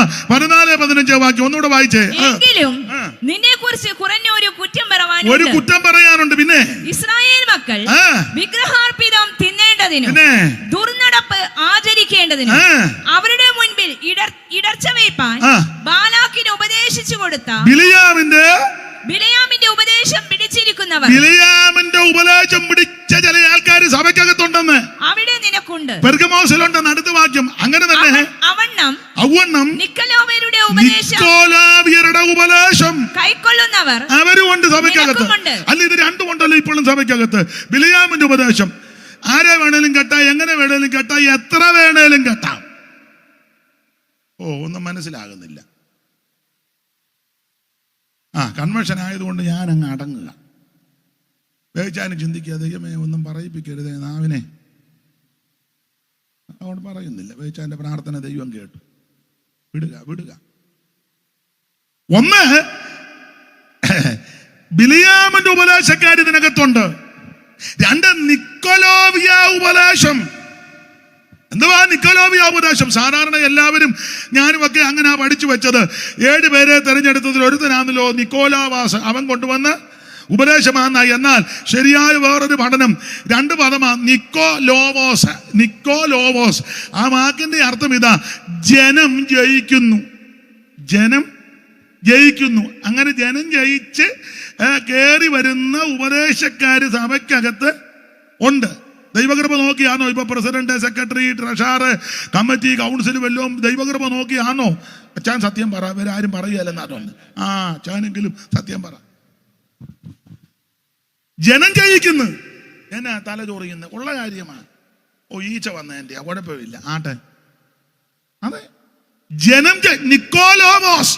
ജനം ജയിക്കുന്നു. ജനം, ദൈവത്തിന് സ്ഥാനമില്ല, ദൈവത്തെ ഭയപ്പെടുന്നില്ല. ജനം ഇലക്ഷൻ നടത്തി, ജനം തെരഞ്ഞെടുത്ത് അങ്ങോട്ട് വിടുക, അവരങ്ങ് തീരുമാനിക്കുക. ബേച്ചാൻ എന്നെ എനിക്ക് സൂക്ഷിച്ചു നോക്കുന്നേ, ഉള്ള കാര്യമായി പറയാന്നേ. പണ്ട് ആശാരോട് പറഞ്ഞ പോലെ നിർത്തിയെന്നായിരിക്കും ചിന്തിച്ചത്. എനിക്കറിയാൻ നിർത്തുകയല്ലെന്ന്. കൊടുകൈ ദൈവത്തിന് മഹത്വം. ഉള്ളതായി പറയുന്നു, ഉള്ളതാ. അല്ല, ഉള്ളത് പറയുന്നത് എല്ലാവർക്കും ഇഷ്ടവുമല്ല. ദൈവത്തിന് മഹത്വം. ജനം ജയിക്കുന്നു. ജനമല്ല ജയിക്കേണ്ടത്, ദൈവം ജയിക്കണം. ദൈവത്തിന് പ്രഥമസ്ഥാനം. സഭയ്ക്കകത്ത് എലക്ഷൻ പാടില്ലെന്നാണ് പറഞ്ഞതിന്റെ അർത്ഥം. ഇട്ടുകൊണ്ട് അംഗീകരിച്ചാ മതി.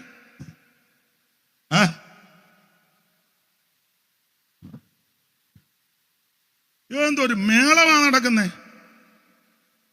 എന്തൊരു മേളമാ. പാടില്ല. ദൈവത്താൽ തെരഞ്ഞെടുക്കപ്പെടണം. അയ്യോ, ജനമെല്ലാം കൂടെ തെരഞ്ഞെടുത്തോടത്തിന് അബ്ശാലോ അറിയാമല്ലോ എന്തോ പറ്റി. എന്റെ ദൈവമേ, നിങ്ങൾ പുസ്തകം വായിച്ചേ. അബ്ശാലോമന്റെ അടി തൊട്ട് മുടി വരെ ഒരു നോവില്ല, മുട്ടിക്കിട്ട ബഹളമാ. വായിച്ചേ മോളെ, 14:25 വായിര്. രാജാക്കന്മാരുടെ 1-ാം പുസ്തകം. എന്നാൽ അല്ലല്ല, പിന്നെ 14:25 ശൗമേലിന്റെ പുസ്തകമല്ലേ? ശൗമേലിന്റെ പുസ്തകം 2-ാം പുസ്തകം, ശമൂവേലിന്റെ 2-ാം പുസ്തകം 14:25 വായിച്ചേ. ആ കണ്ണിക, ചെറിയ കണ്ണിക താഴെ, ഇടതുവശത്ത് താഴെ, പെട്ടെന്ന് വായിര്.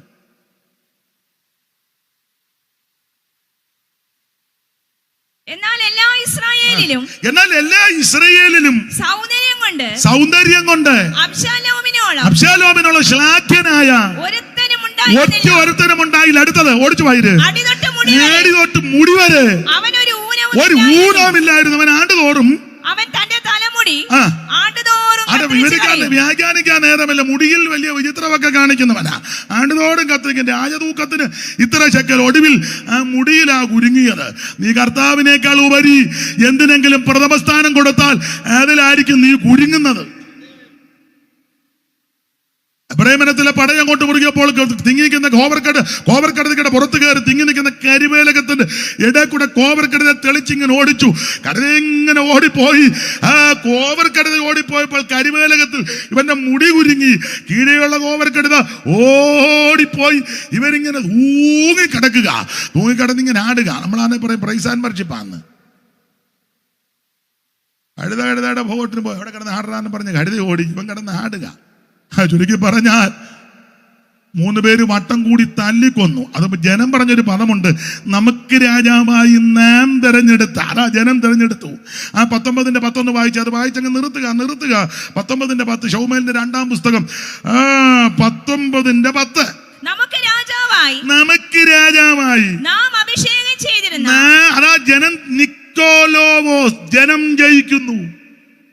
നമുക്ക് രാജാവായി നാം തിരഞ്ഞെടുത്ത് അബ്ശാലോം പടകിൽ പട്ടു. എന്നെ കേൾക്കുന്ന പ്രിയരെ, നമ്മളല്ല തെരഞ്ഞെടുക്കേണ്ടത്, ദൈവം തെരഞ്ഞെടുക്കണം. ശൗലിന്റെ തലയിലോട്ട് തൈലക്കൊമ്പിലെ തൈലാഭിഷേകം ഒഴിച്ചേച്ച് ശമൂവേല് പറയുന്ന ഒരു പദമുണ്ട്. നോക്ക്, യഹോവ തെരഞ്ഞെടുത്തവനെ കണ്ടോ? ദൈവം തെരഞ്ഞെടുക്കണം. നിർത്തുക. ഇങ്ങനെയുള്ള സഭയോട് പറയുക, നിക്കോലോവിയ ഉപദേശത്തിൽ നിന്നും പെട്ടുപോകരുത്, ബിലയാമിന്റെ ഉപദേശത്തിൽ പെടരുത്. നീ ജയിക്കണം. അങ്ങനെ ജയിച്ചു വന്നാൽ നിനക്ക് മറഞ്ഞിരിക്കുന്ന മന്ന തരും. അത് പറയണമെങ്കിലൊക്കെ ഏറെ സമയമെടുക്കുമെങ്കിൽ ഇതുവരെ കേട്ടിരുന്നല്ലോ. നിർത്തുക. ഇത്രയും സമയം കേട്ടിരുന്നതിന് നന്ദി. മറഞ്ഞിരിക്കുന്ന മന്ന ആർക്ക്? ജയിക്കുന്നവന്. മന്ന യേശുക്രിസ്തുവിനും വചനത്തിനും നടല. എന്താ മന്നയുടെ പ്രത്യേകത? മുകളിൽ നിന്ന് വന്നതാ. മുകളിൽ നിന്ന് വന്ന ഒരുവനേ ഉള്ളൂ, യേശു. 2, മന്ന വളരെ ചെറുതാ എന്ന് പറഞ്ഞാൽ വലിയവനായ ദൈവം എന്നെയും നിന്നെയും രക്ഷിപ്പാൻ ചെറുതായിട്ട് അവതരിച്ചു. അതാ മന്ന ക്രിസ്തുവിന്. 3, മന്ന വെള്ള നിറമാ. കൊത്തമ്പാലരി പോലെ വെള്ള നിറം എന്ന് പറഞ്ഞാൽ അവിടുത്തെ വിശുദ്ധിയെ കാണിക്കുന്നതാ. 6 കോടതി മാറി വിസ്തരിച്ചിട്ട് ഒരു കുറ്റവുമില്ലല്ലോ. നിർദോഷൻ, നിർമ്മലൻ, പവിത്രൻ, പാപികളോട് വേർപെട്ടവൻ, സ്വർഗത്തെക്കാൾ വലിയവൻ. അതാ മന്ന. 4, മന്നയുടെ 4-ാമത്തെ വിശേഷത, ആമേൻ, ദൈവത്തിന് സ്തോത്രം. ഇത് വാതിക്കലുണ്ട്. കൂടാരവാതിൽ തുറക്കുമ്പം വാതിക്കൽ എന്ന് പറഞ്ഞാൽ ക്രിസ്തു നിന്റെ സമീപത്താ. രക്ഷ നിന്റെ സമീപത്താ. രക്ഷ തപ്പി കിഴക്കോട്ടും വടക്കോട്ടും തെക്കോട്ടും പടിഞ്ഞാട്ടും സംസ്ഥാനങ്ങളും മാറണ്ട. രക്ഷ നിന്റെ അടുത്തുണ്ട്. രക്ഷ സമീപത്താ. ഇന്ന് രാത്രി രക്ഷാ ദിവസമാ, സുപ്രസാദ കാലമാ. യേശുവിനെ രക്ഷിതാവായി സ്വീകരിച്ചു വേണം ഈ ഗ്രൗണ്ട് വിട്ടു പോകാൻ. മാത്രമാണോ മന്നയുടെ അടുത്ത പ്രത്യേകത? അവനവൻ പെറുക്കിയെടുക്കണം. കുടുംബമായിട്ടല്ല, അവനവൻ. അവനവൻ പെറുക്കണം. രക്ഷ വ്യക്തിപരമാകട്ടോ. അപ്പച്ചൻ രക്ഷിക്കപ്പെട്ട തങ്കച്ച നീ പോകുകയല്ല, അമ്മച്ചി രക്ഷിക്കപ്പെട്ട മോളി നീ പോകുകയല്ല. ചില പറയും എൻ്റെ വല്യമ്മച്ചി ആയിക്കോട്ടെ, വല്യമ്മച്ചി അവിടെ കാണ്, നീ പോകണമെങ്കിൽ നീ രക്ഷിക്കപ്പെടണം. ഞങ്ങൾ കുരിശുമൂട്ടിലെയാ, കുന്നേലയാ, പള്ളിക്കുന്നേലയാ, പള്ളിത്താഴത്തെയാ, ഞങ്ങൾ പകലോ മറ്റും ശങ്കരപുരി, കാളികാവ് ആയിക്കോട്ടെ, പക്ഷേ നീ സ്വർഗത്തിൽ പോണേ രക്ഷിക്കപ്പെടണം. ഞങ്ങളുടെ വീട്ടിൽ അച്ഛനുണ്ട്, ജമ്മാച്ചനുണ്ട്, മെത്രാനുണ്ട്, കത്തനാരുണ്ട്, കശീശായുണ്ട്. ഏത് ഷായും ഷീയും ഉണ്ടെങ്കിലും നീ സ്വർഗത്തിൽ പോണേ രക്ഷിക്കപ്പെടണം. സ്തോത്രം. ഞങ്ങളുടെ വീട്ടിൽ പാസ്റ്റ് ഉണ്ട്, സെൻട്രൽ പാസ്റ്റ് ഉണ്ട്, ഇന്നയാളാ കൗൺസിൽ മെമ്പർ, അവൻ കൗൺസിൽ സെക്രട്ടറി, ട്രഷറർ ഉണ്ടല്ലോ ഒത്തിരി.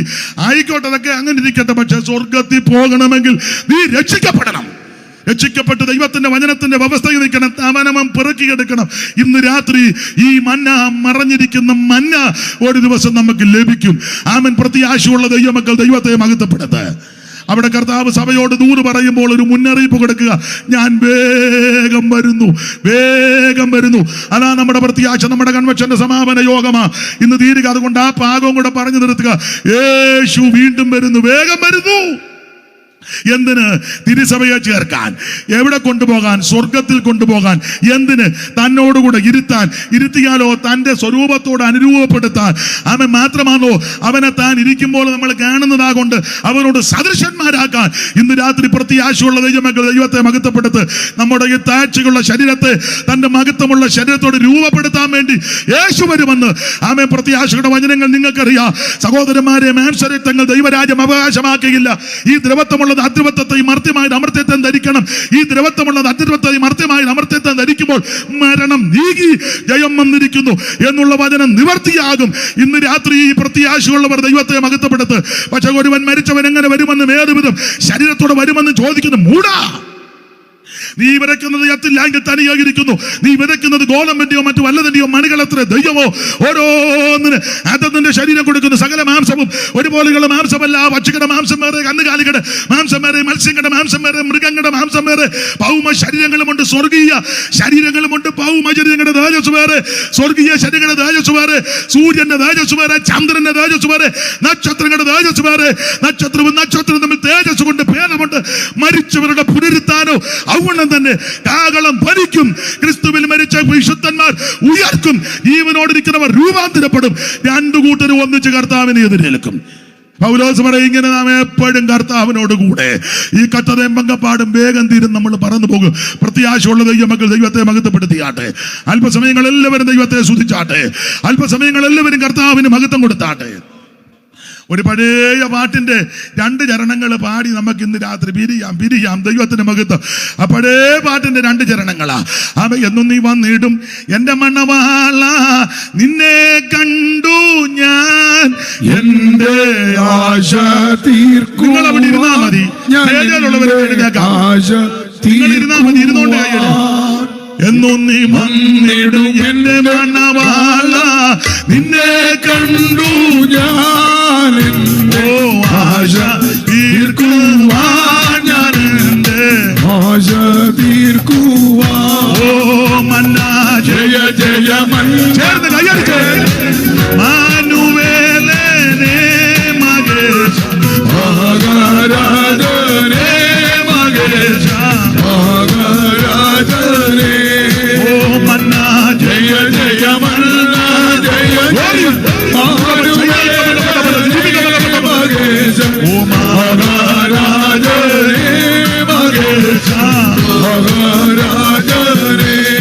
കരമുയർത്തി ഹല്ലേലൂയാവാണ്. ഒരു മിനിറ്റ് ഒന്ന് എഴുന്നേറ്റ് നിൽക്കാമോ? കൽപ്പനയല്ല, അപേക്ഷയാ. ഇറങ്ങിപ്പോകരുത്. ഇപ്പം നിർത്തുക.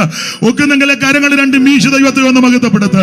എല്ലാവരും കരങ്ങളൊന്ന് വീശി നമ്മുടെ മഹായോഗം അവസാനിക്കുക. ഇന്നും എന്നേക്കും